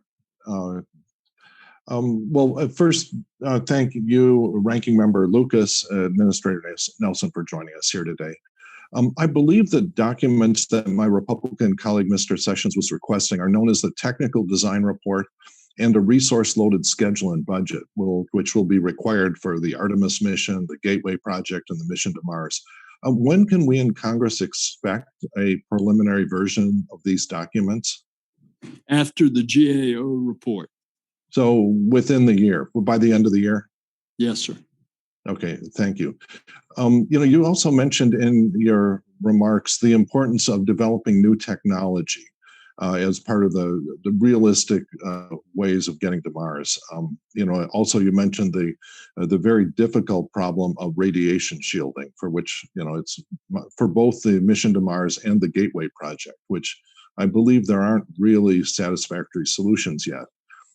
Part of which is to make very high performance propulsion systems so you can get to Mars and back quickly. Now, the National Academies recently released a report, I think in February of this year, entitled Space Nuclear Propulsion for Human Mars Exploration, which looks at a lot of the technical details for really, getting a higher performance mission to Mars, propulsion system for the mission to Mars. And it recommended that in order to support human missions to Mars as soon as, they were planning on the late 2030s, that NASA needed to invest money now in a very aggressive technology development program for the propulsion that addresses the fundamental challenges, both for thermal nuclear and electric nuclear propulsion. Congress has maintained an interest in space nuclear power and propulsion through both the authorization and appropriation language, including $110 million in the FY 2021 appropriation. Could you comment on why NASA's FY 2022 budget does not propose any funding for either nuclear electric propulsion or nuclear thermal propulsion technology development and demonstration activities? Congressman, it's going to have to in the near future. Because the alternative is to go to Mars with conventional technology, which is going to take us 8 to 10 months to get there. And then you're going to have to be on the surface for 2 years before you would bring the crew back for another 8 to 10 months. And that's because of the alignment of the planets so that you could get back in that shorter period of time. So, is it realistic that you could send a crew all the way to Mars and sustain them on that distance of millions and millions of miles? I think my personal opinion is, now I am not a scientist, so we're going to have to listen to the propulsion folks, but my country boy understanding of this is that we are going to have to speed up one way or another, try at least to get it down to a year on the surface. And you can do that with one of those nuclear. I think it's nuclear thermal. Yeah, nuclear thermal. That's my physicist understanding is that it's nuclear thermal, and that the solar options will be mainly useful for getting cargo there with low mass into low Earth orbit. But I'm really, I would have expected a more aggressive budget proposal if that's going to be a serious option. One of the very positive things that's happened is that there seems to be a convergence on the use of low enriched uranium for these missions, because there had been previous discussion both for surface power reactors and propulsion reactors on using high enriched uranium. This is, to my mind, a very dangerous future where multiple countries will have large amounts of weapons usable uranium as part of their propulsion reactors because of the ease of which they could be converted to nuclear weapons. And the world and space will be much safer if we standardize on that. It's been a real step forward, I think, for the world that we're focusing on the low enriched uranium designs for both the surface and the propulsion reactors. But I urge you to really, give that program a healthy kick, because it's going to be essential to get the performance we need for a Mars mission on the schedule we hope to see it happen. Congressman, you obviously are skilled in this very technical area, and I might say, I think you're correct that we're not going to be handling a lot of highly enriched uranium, because it's very important in another part of our government that doesn't get out of our control and into somebody's hands who can use it to build a bomb. Absolutely. And the advanced nuclear reactor concepts that are being looked at for commercialization are also moving towards high enriched, low enriched, high assay material, which is much safer. And so I think the convergence of NASA and the commercial reactor world is a very positive trend that we should encourage. And my time is nuclear electric, Congressman, offers new possibilities. We're just not there yet. You could develop a rocket like one that's being experimented on, Vasimir. It'd get us there in 39 days. It'd go accelerate halfway and deaccelerate the remaining half. Once you're there in 39 days, the planets don't get out of alignment, and you can stay a week or two, a month, and you can sprint back 39 days. But the technologies are not there. These are the things that we're going to have to develop before we end up with the technology we're going with in the 2030s to Mars with humans. Thank you. And I'm over time, and yield back. Thank you very much, Mr. Garcia. Thank you, Madam Chair, and Ranking Member Lucas for both of your leadership and partnership on this. Administrator, it's good to see you again, sir. Thank you, sir. When we last spoke, well, first of all, let me commend the achievements from last year. I mean, to be able to land on, send the Mars missions up, launch Americans from American soil in American-made hardware, and to have SpaceX recover safely 26 flights in 1 year, which is about 3 times what the space shuttle was able to do in 1 year during its best years, is a massive achievement in any year, but especially during a pandemic. I think we have proven out the government and commercial partnership aspects, and the model works. I think we need to figure out how to continue to accelerate that, incentivize industry, keep industry interested in these programs, and not grind them to a halt on contracting issues. To that point, I hope that is something that NASA is looking at, is how do we get folks on contract quicker? How do we maintain fixed price incentive fee contracting rather than cost plus incentive fee type contracts? There's a lot of ways to skin a cat, but as you know, there's a lot of ways to kill programs, and these are the barriers to entry that we sometimes see on the defense side. I want to just put a bow real quick on the HLS conversation. There's been a lot of discussion. The problem that we have with the August 4th decision is that between now and then, we're actually going through markups within the Appropriations Committee that I sit on as well. So I just want to put a bow on the acquisition strategy. You mentioned in the approps conversations a couple of weeks ago that this first HLS award was effectively a one-off demonstrator for the first mission. You use the word demonstrator again today. The inference of that would be that there are follow-on competitions, and that represents effectively your acquisition strategy. But that's not reflected either in the FY22 budget request nor the 5-year plan. And so just to make sure we're all on the same page, because there really is only 2 scenarios coming out of August 4th. Either the protest is upheld or it's not. If it's upheld, we still have a massive funding gap to the tune of $5.4 billion. That your plan is to use the Jobs Act to get healthy enough, either directly or indirectly through other programs, to pay for the follow-on HLS programs? Well, that's up to you.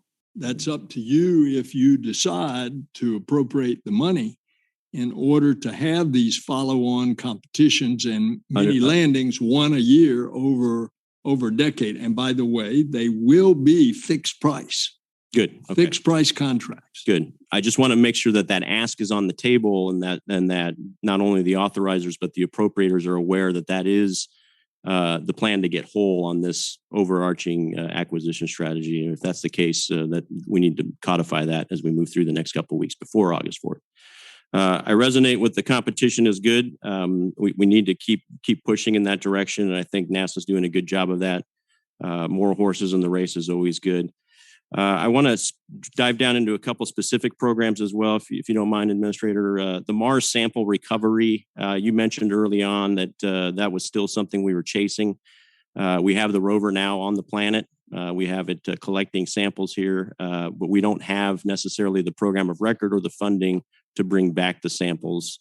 That could be a large bill.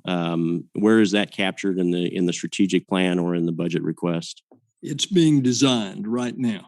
Okay. And as soon as I've seen one concept. It's a very complicated concept. They want to make sure that the material is not contaminated once it comes back. All of this is done in a very elaborate instrument that they land on Mars, taking the sample that will be collected by this rover Perseverance, transferring it to the other, preparing it, and then putting it in effect in a capsule that then launches from the surface of Mars and comes back through with a heat shield through the entry of the atmosphere. Okay, so we're still characterizing the price footprint of that design. Yes, It's sir. going through design reviews. Okay. Yes, sir. Last, in the remaining 10 seconds, we have a program in my district called SOFIA.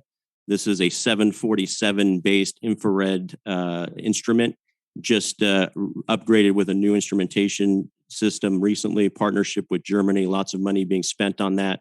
That's set to be terminated within this budget request. I would request that you look at that, at least wait for the senior review in FY22 before we make any decisions, and happy to support you in those conversations and host you in our district for that as well. Thank you, Mr. Administrator. Thank you, Congressman. Thank you very much, Ms. Moore. You're muted. Thank you so very, very much, Madam Chair. And thank you, Mr. Administrator, for your patience during this very long hearing. Mr. Bowman raised a point, and you didn't get a chance really to respond. You're putting $20 million extra dollars into STEM education, and he proposed that it ought to start like at K-6. And I'm thinking maybe that's too old. And I just want to know specifically what you're doing to in the K-12 space, in particular regarding STEM education. I don't think if you give somebody their first slide rule when they're a freshman in college, that you're going to do very much in terms of that space. I understand your concern, Congresswoman. I'm going to try to affect that because education doesn't start once you enter the university. Start Exactly. a lot earlier. And I think you will see that in addition to the STEM grants, which go to universities, I think you will see us try to expand the efforts of educating kids. We can only do with STEM grants what the law allows. However, we have other ways of getting this word into even elementary and secondary schools. That's where they need to be. Mr. Administrator, you've spent a lot of time talking about equity and gender equity. And what we've noticed on this committee is that not only were women in low-level jobs like restaurants suffering through this pandemic with the loss of job, but we noticed that women published less papers than before the pandemic. And I just want to know if can you tell us what the pandemic has done to NASA personnel? Well, fortunately, our personnel were the first to be able of any government agency to adapt quickly by remotely being able to work. Okay. We are governed on a return to the offices by the decision of the White House, and we will be governed accordingly.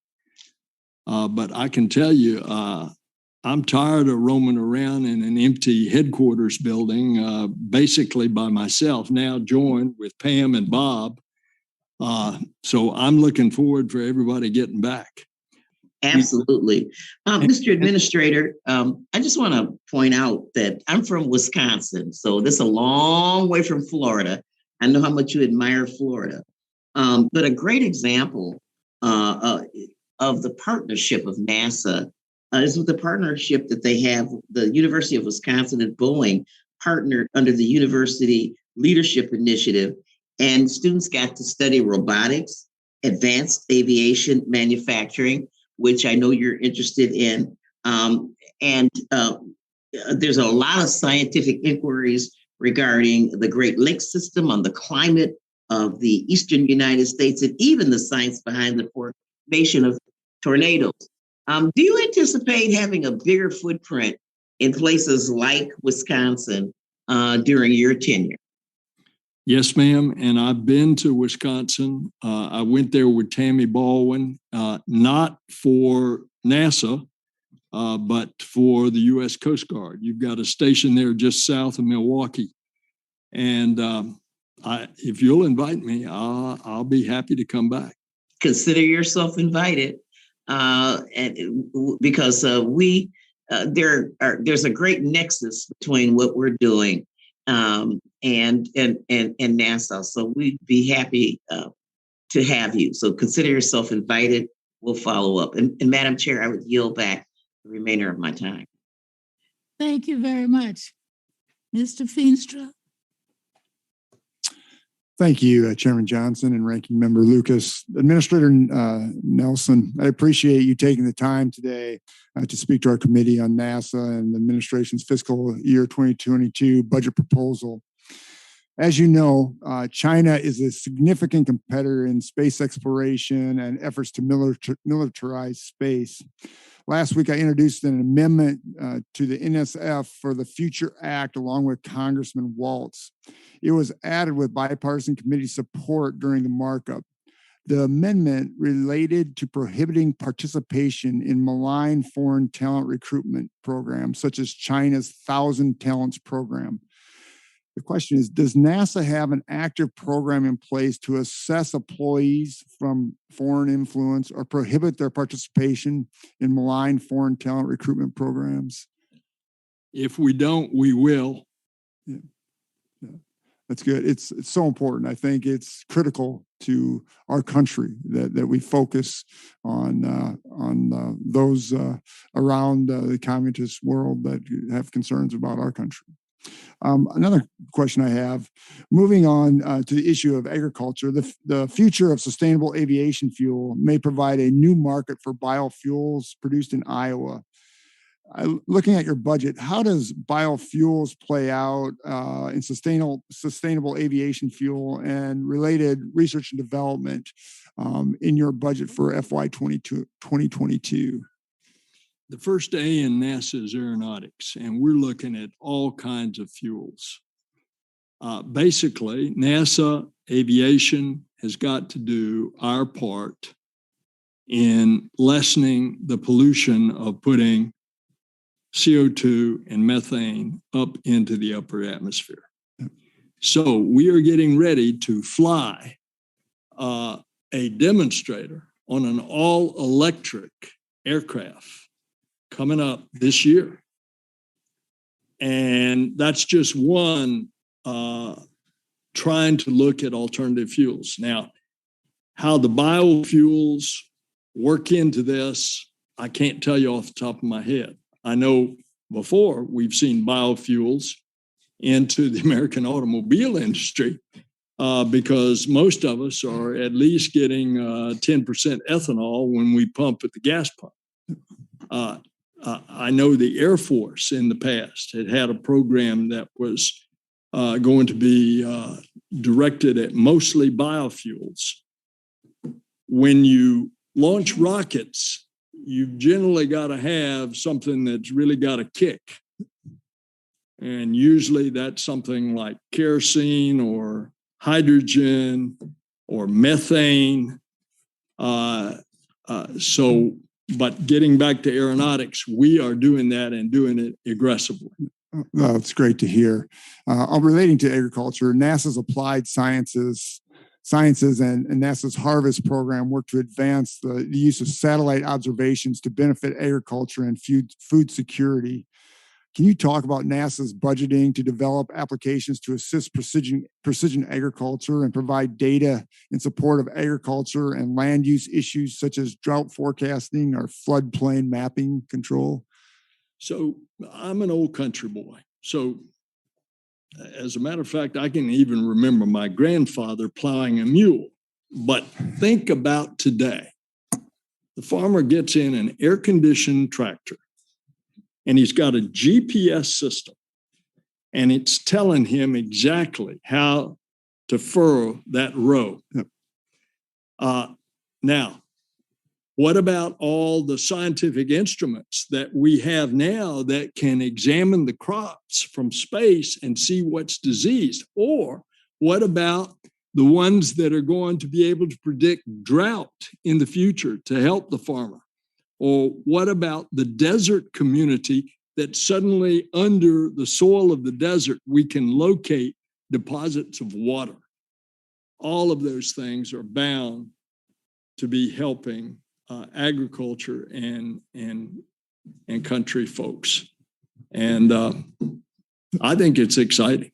Yeah, I do too. And Administrator Nelson, I greatly appreciate listening to you today. It's an honor and a privilege for a farm kid in Iowa to listen to you. And with that, I yield back. Thank you. Thank you very much, Mr. LaTurner. Thank you, Chairwoman Johnson and Ranking Member Lucas. Administrator Nelson, it's a pleasure to get to interact with you today. Of your many accomplishments, my favorite is that you're a fellow former state treasurer. So it's great to see you here today. Now that the commercial crew program is fully underway, NASA will have the ability to add additional crew members to the ISS. How will NASA and international partners' crew time be impacted by the private astronaut mission? Well, I think that's a concern, and I think we constantly have to monitor that. And what I have suggested as a newbie, but one who is responsible, is that they have the same training that our professional astronauts have. They go through the same medical checks, the same kind of psychological checks, and that you have an experienced astronaut with them. Thus, you see that the company that's going to do the first private astronauts to the space station has Michael Lopez Alegria, one of our very experienced astronauts, that is conducting the training. They're even going out in the desert for like a week in order to create the bonding of a crew. They have also named Peggy Whitson, who has spent more time in space than anybody else, at some 800 plus days, is going to be the astronaut that will accompany the second group that's much further on out. So you raise a very valid concern, and I've been trying to address that. I appreciate that. NASA continues to propose transferring specific space communication efforts over to the private sector. What progress has NASA made on this front? On which front? On transferring specific space communication efforts over to the private sector. I'm curious about the progress you've made and also the response that you've received from the private sector. Well, everything that really NASA does is the private sector. The private sector that you're referring to is the commercial part of spaceflight, where we give a request for proposal and companies come back and bid, as we have done so successfully on commercial crew to the space station as well as commercial cargo. Those are fixed price contracts, but when it's involving humans, including the docking of cargo missions to the space station, NASA is going to be all over it to make sure that it's meeting the safety standards that we have to have on anything having to be with humans in space. Does that answer your question? It does. I appreciate it. And I appreciate your time, and I yield back, Madam Chairwoman. Thank you very much. Ms. Ross? Thank you, Madam Chairman. I hope you can hear me. This is a wonderful hearing, Chairwoman Johnson, and thank you to Administrator Nelson for joining us today. I met you a couple times before, including in my home state of North Carolina. And as you know, North Carolina has contributed to NASA for decades. Christine Darden, one of NASA's hidden figures, broke barriers in the STEM industry and in gender and racial equality, and she's from North Carolina. She was the first African-American woman to be promoted into the senior executive service at NASA's Langley Research Center. We also have Christina Koch, a three-time graduate of NC State in my district, who served as a flight engineer on the International Space Station for 3 expeditions and set a record for the longest single space flight by a woman, with a total of 328 days in space. And she was a participant in the all-woman spacewalk. And the 62 astronauts, including those on the Apollo 11 mission, trained at the University of North Carolina's Moorhead Planetarium. I believe that inspiring the next generation to reach for the stars well before they earn advanced degrees and qualified to join NASA is a crucial mission, both for Congress and for your agency.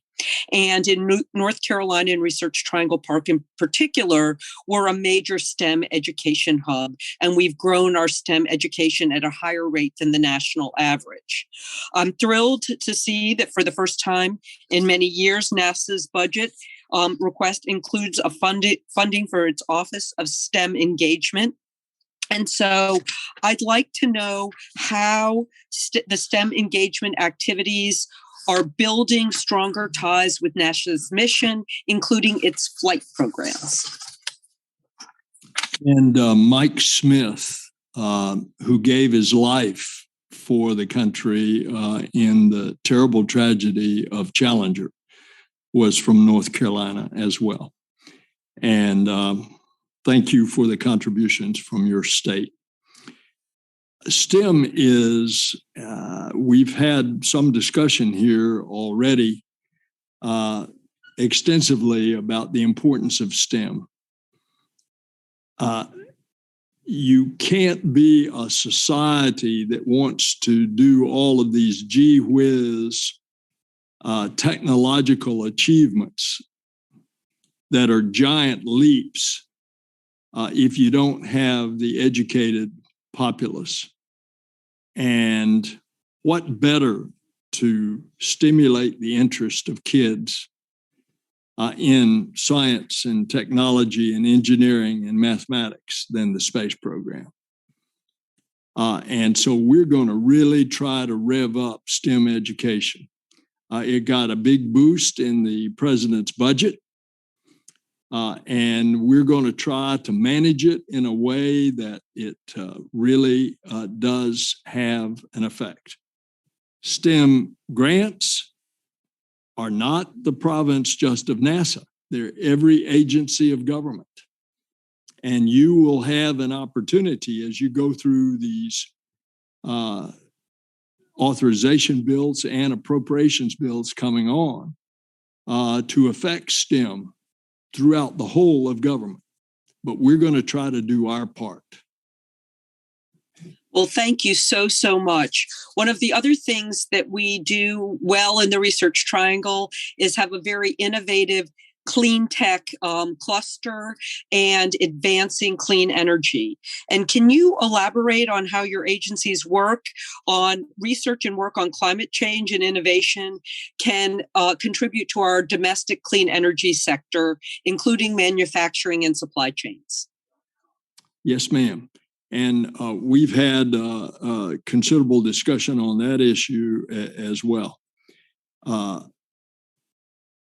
Climate science in NASA is getting a major emphasis, not only with the very delicate instruments that are on orbit right now, measuring all kinds of things, and you have seen the result, for example, in the National Weather Service.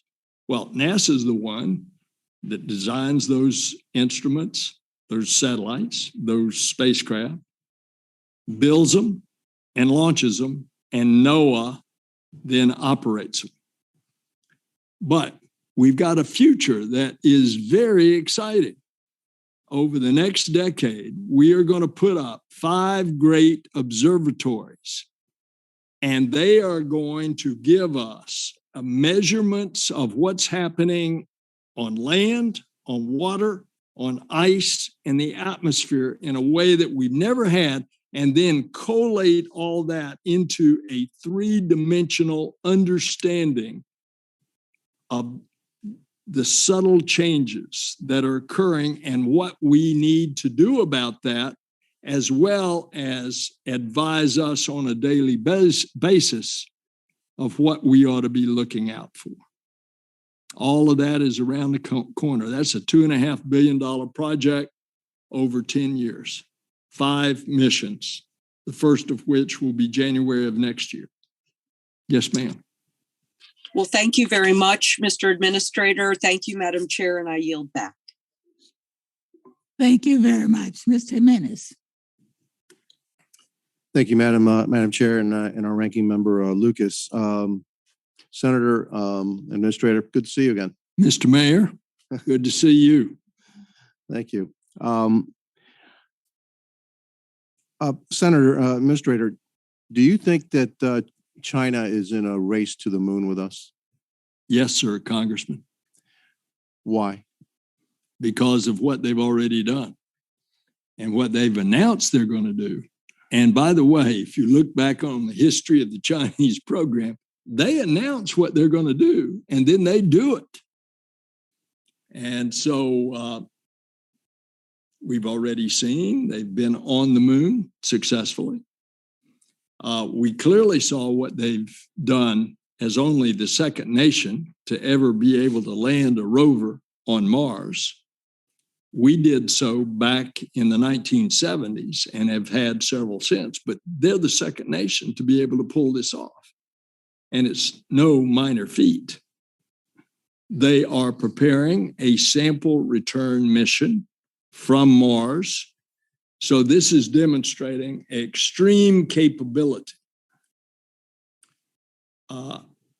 They've announced that they're going to send about 3 missions to the South Pole of Mars. We're sending 3 commercial probes overseen by NASA, all looking at water ice, because from that you can get fuel. Correct. And oxygen. Right. So I hate to interrupt you. I only have about 3 minutes. I have a couple other questions for you. Do we know that there's water ice on the South Pole? Yes, sir. Do we know how much there is on the South Pole? That's why we're going. Okay. And so that if you have water ice in the South Pole, then you can create fuel, which then you can take off from the moon a lot more efficiently than taking off from the Earth, and that's why you want to get there. What happens if the United States and China arrive, or somebody's there at the South Pole already, and somebody else comes there? Who gets that water ice?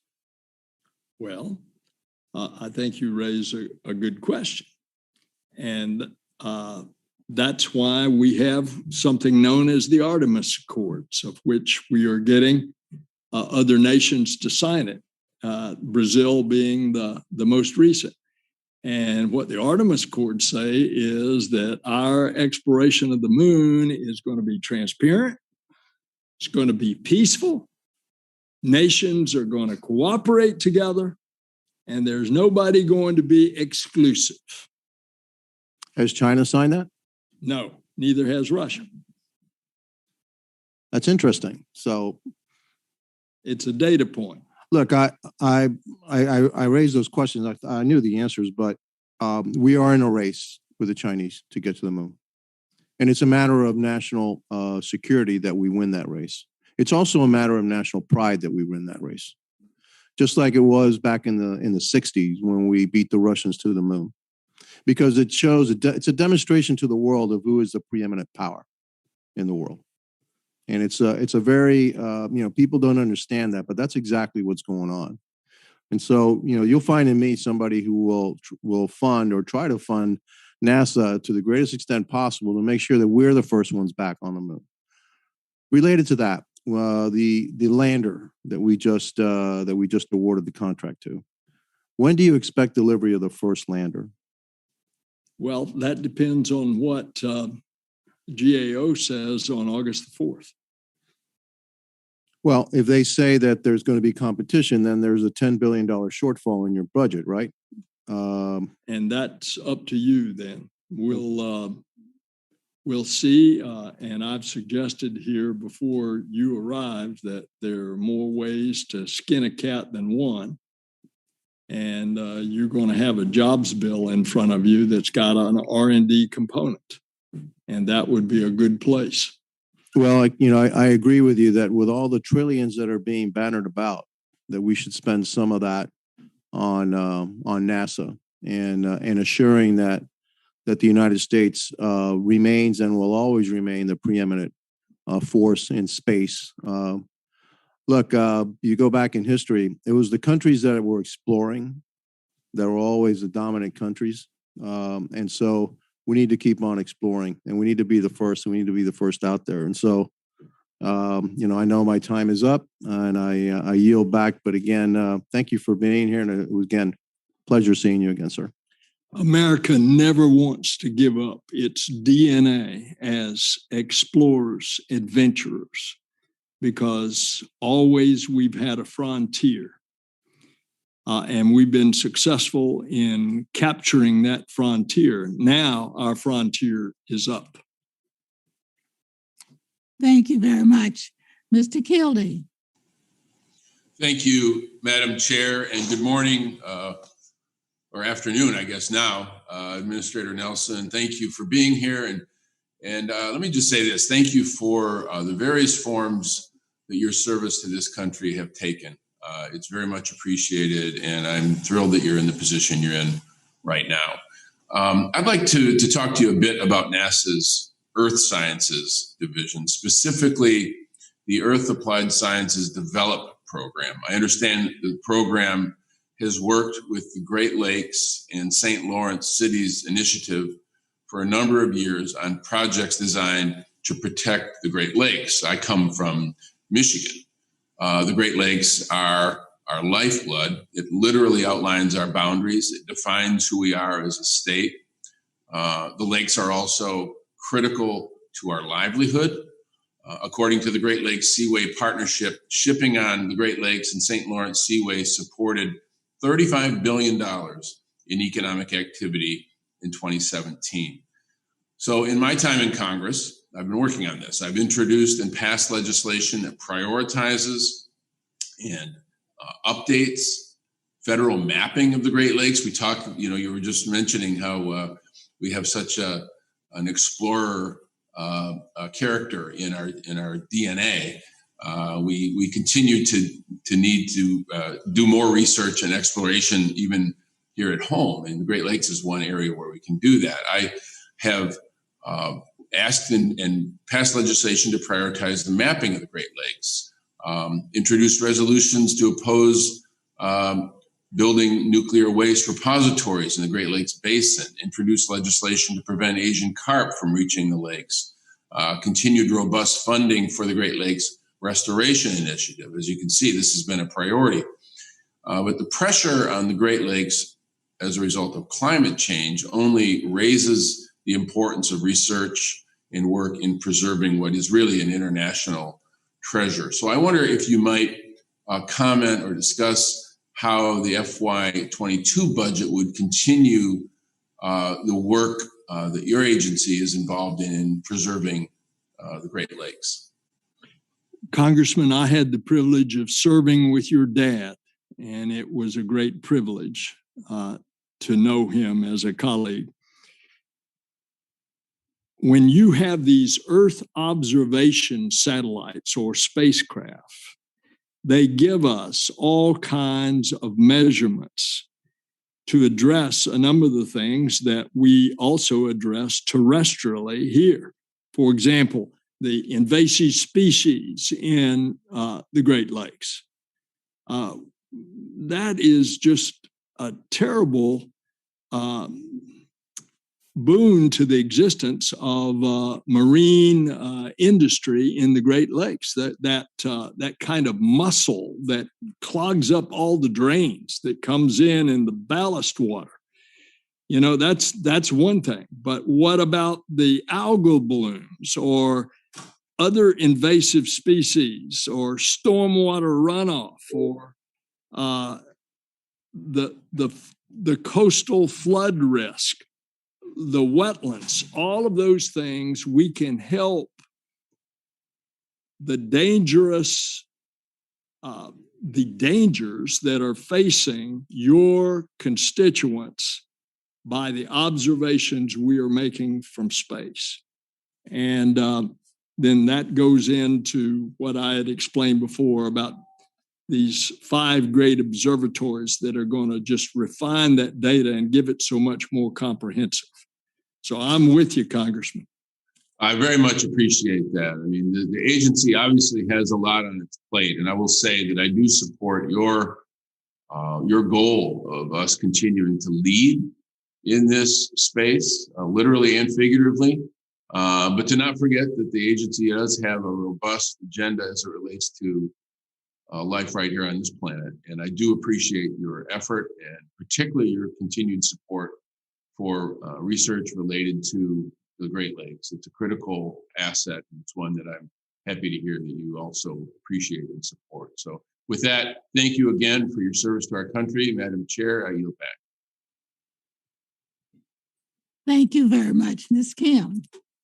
Thank you, Chairwoman and Ranking Member. Thank you for holding this hearing, and Administrator Nelson, welcome. Thank you so much for being with us to discuss the budget request for NASA. You know, back in February, I had the opportunity to go to JPL to witness the launching and the landing of Perseverance rover, and that was quite an experience. And I was honored to be one of the few members that were able to do that. Did you meet Mimi? She is the lady that handled the little helicopter. I don't think I personally had the opportunity to meet her. But, you know, that was like, oh my goodness, it was after 292 million mile and 7-month preparation, right? So it was really, truly an amazing experience. During that visit, what I did was, as soon as I knew I was invited, I reached out to the school districts in my district, and Roland Unified School District invited the 8th graders to join me virtually. So I was able to take my laptop and turn it around and show the scale model of the rover. And that was quite an experience for the students. And I think that's exactly what we need to do to encourage our young students to take an interest in STEM-related education and provide the opportunities for them to be encouraged to perhaps dream about being the next engineers, next scientists, and perhaps one of these days, they may be the ones taking on that human lander and go back and retrieve the samples that our astronauts are currently working on the Mars to bring back. And so I'm really excited about that opportunity. And in my view, and I know you share this, we need to keep our students engaged from an early age. And some of my colleagues on both sides before me talked about the importance of providing the opportunity, educational opportunities from early on, not when they are ready to go to college, from pre-K to 8th grades, which is why I'm so excited. And I want to give a plug in for my legislation that I introduced, Innovations in Informer STEM Learning Act. And this will create a grant opportunity and also allow nonprofit organizations to give, STEM-related programs before, after, and even out of school programs. So it's a good plug-in for my colleagues, if they're not aware of it, to please sign on and become a co-sponsor of that bill. So can you please elaborate on how the additional $4 million the budget provides for the Next Generation STEM project will be utilized? And obviously, we can talk about the importance of NASA supporting the type of programming that my legislation will call for our pipeline of scientists, engineers, and astronauts, and so forth. First of all, thank you, Congresswoman. You have sat here the entire time. So thank you very much. Thank you for your interest. There's a $4 million increase that you talked about, and it is for the emphasis on learning opportunities in K through 12.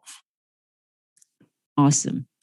I think we agree that we need to ensure that today's students have the skills needed to join the STEM workforce, because this is the pathway for job creation, which affects our American economy. And we are going to be ready to boost that nation's challenges to boost that nation's competitiveness abroad. So thank you so much for that. And I know I've heard from many small contractors located in my district, which is California's 39th congressional district, about the importance of space exploration for the region that I represent. So I look forward to working with you, with the committee, to ensure that our space programs are appropriately funded.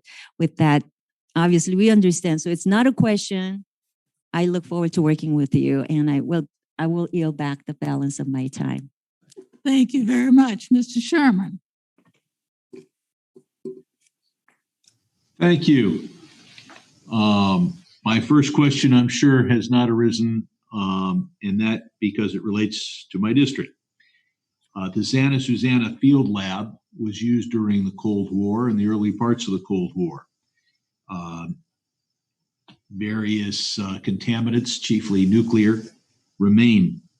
The facility, the acreage, is immediately adjacent to the city limits of Los Angeles, surrounded by populated suburbs. Some 451 acres of this is a responsibility of NASA. The adjoining property is subject to responsibility of the Department of Energy and of the Boeing Corporation.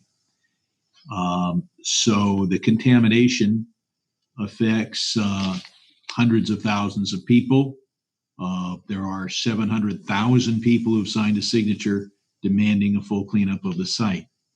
The prior Secretary of Energy, Governor Perry, at my request, made at a Science Committee hearing, visited the site, and yet we still don't have any significant cleanup. A few old structures were removed. I'd like to bring to your attention a documentary and arrange to get it to you called Dark of the Valley, about how hundreds of thousands of people are affected by this contamination. I want to know whether I can count on NASA to work to comply with the consent decree and actually start cleaning up the facility relatively soon.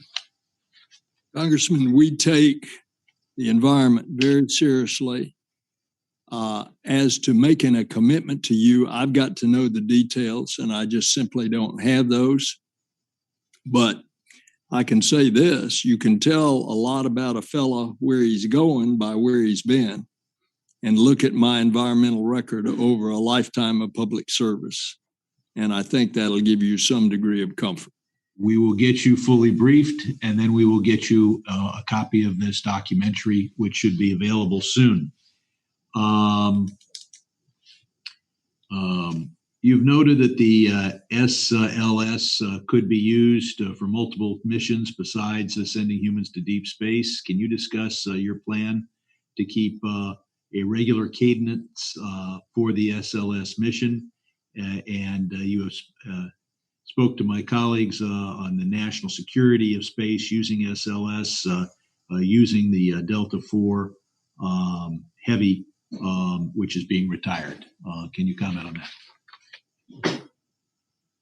Well, basically on the Delta IV, you're having the Atlas V and the Delta IV, which have been the mainstay workhorses of getting a lot of commercial, but especially national defense payloads over time into orbit, into protection of our country.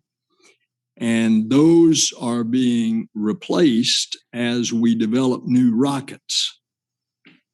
And there is a specific timetable. I don't have that on the top of my head.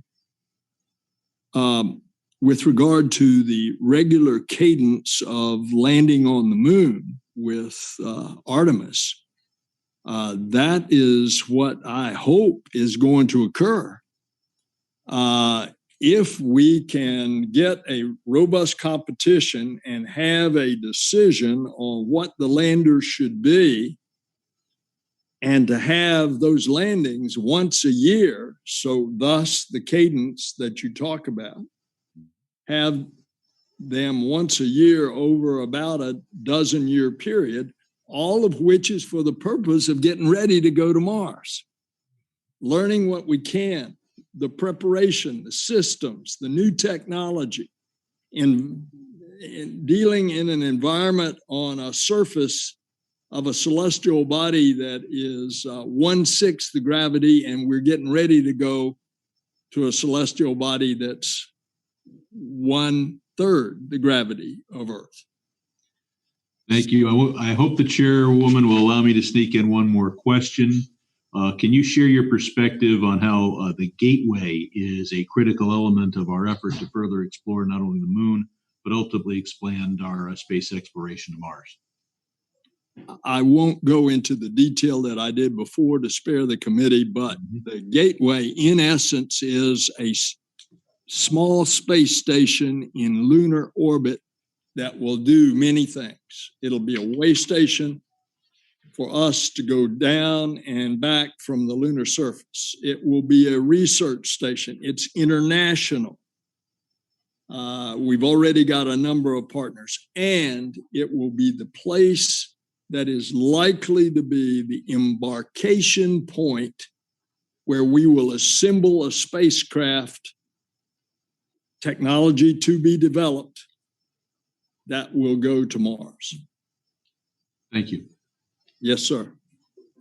Thank you very much, Mr. Webster.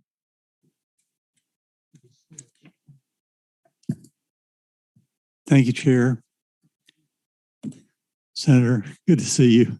I think you all have more Florida members on this committee than any other state, maybe outpaced by California. We got a big interest. So do you.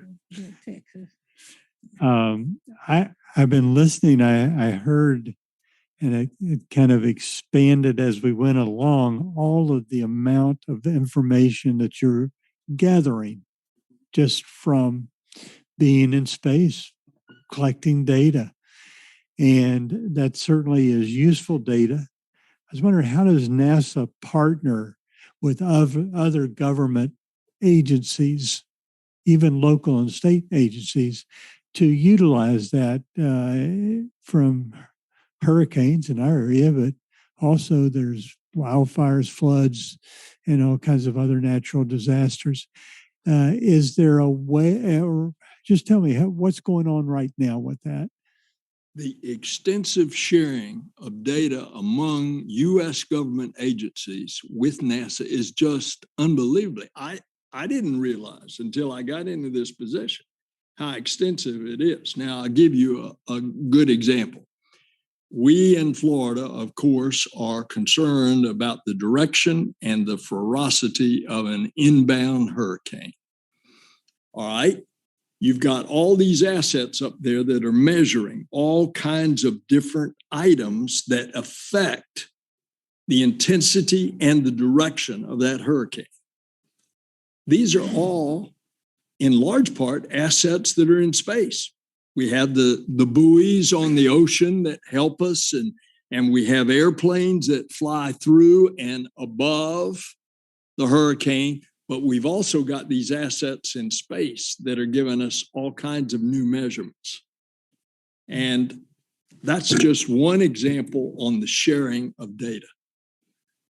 So is there, we have, I was thinking about in Florida, we have, speaking of hurricanes, we have these emergency operations centers all over, and there's police and fire, and everybody has a lot of people have a seat at the table. If you're, and I'm sure you've been to one before, and they're all moving and working at pieces as some, let's say, hurricane or some other disaster is coming. Are those pieces of information shared there, or can they be, or should they be? The data about, the data that they have. So now it's in action, it's happening, it's a live storm, and these people are reacting locally to, there's going to be a local flood, or there's going to be a local windstorm problem of some kind.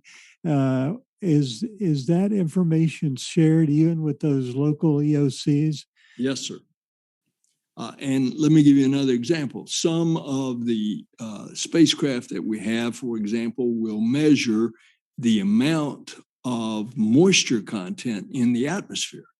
And this is going to be even more evident in these great observatories that we're going to put up, because measuring what's happening in the atmosphere.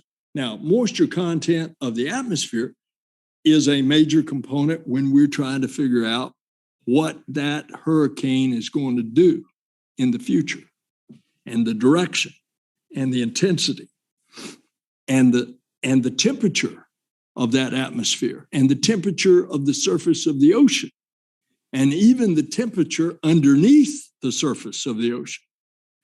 And a lot of that is coming from the very instruments that NASA has designed, built, and launched, and then turned over to NOAA to operate. So that, yeah, I can see that. Even the moisture content when it comes to flooding and other things, because that's also a problem and aftermath.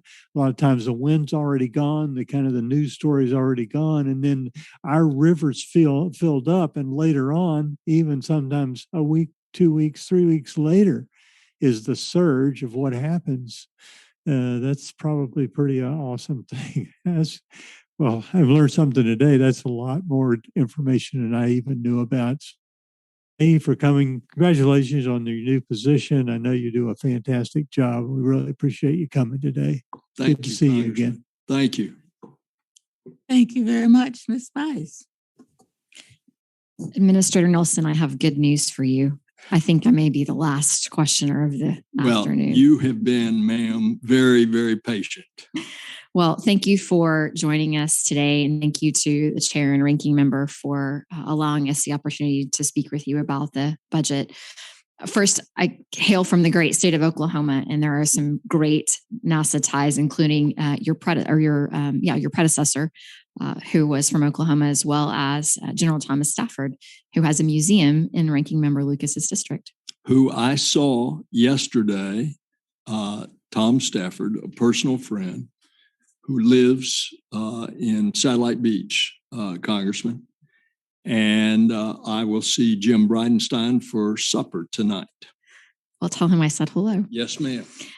First, you mentioned earlier in the hearing that you were concerned about supply chain, and I am honored to be a member of the Supply Chain Task Force, which is looking at the critical infrastructure that has been impacted specifically over the last 18 months because of COVID-19, but also as it relates to the Department of Defense and what we can do as a country to ensure that we don't have any supply chain disruptions moving forward.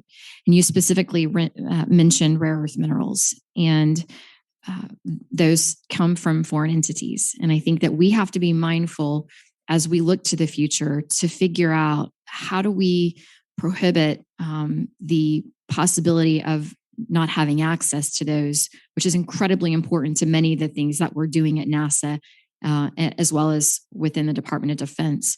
That is something that I know the administration is also focused on, given their 100-day supply chain task force memo that was put out a couple of weeks ago. In addition, Congressman Waltz made the comment that he was concerned about China. And as a member of the House Armed Services Committee, I echo those concerns as well.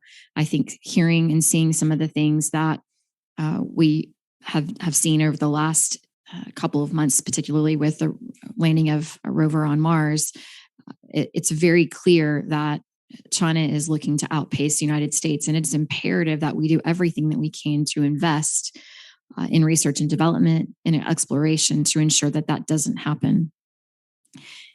In your budget, you ask for $101 million for commercial low Earth orbit development. And I very much appreciate the collaboration with the private sector and NASA to do that. My concern is, how do we prevent another situation like we have seen with HLS? Because currently we are on hold with that particular program until the decision in August comes. And we're on a time frame here. And so my fear is that we're doing a great job of investing in LEO, partnering with the private sector, but we cannot have delays. It is not in our best interest as a country. How do you prevent that from happening in the future? Remember, there were delays on the commercial crew program. That was contested as well. As it turns out, it's been a very successful program. It's a fixed price contract. And the second commercial provider for commercial crew is just getting ready to launch their vehicle at the end of next month, and then a crew on that vehicle at the end of the year. So the law provides that someone can contest an award. And we're not going to be able to avoid that. And we have indeed had to go into neutral for the past 100 days because of the bid protest. But this is our system. This is the rule of law. And once we get a result, we will move out as quickly as we can. And thank you for that answer. I appreciate the fact that we do live under the rule of law in this country. The concern I have is that our adversaries don't pay attention to the laws of this country, and they're willing to sacrifice to be able to move forward and advance at a very quick pace. So I think we as a country need to be mindful of how we navigate these waters in signing these contracts and putting these private sector companies, creating those partnerships with NASA so that we're not behind the eight ball. At the end of the day, that's the most important thing, is to ensure the competitiveness of the United States. Well, remember, you're a big part of this. And all you have to do is look back at Apollo. And we were way behind. And the American people and the Congress supported a young president's vision of going to the moon and back successfully within the decade, and it happened. And it was because everybody in the whole of government came together, supported by the American people. So as we are looking into this adventure that we are all joining in, you are very much a part of that. Thank you, Mr. Administrator. Madam Chair, I yield back. Thank you very much. And thank you, Administrator Nelson, for being with us and spending this time answering all of the questions. The record will remain open for 2 weeks for additional statements from members and for any additional questions the committee may have or ask the witness. The witness is now excused and the hearing is adjourned.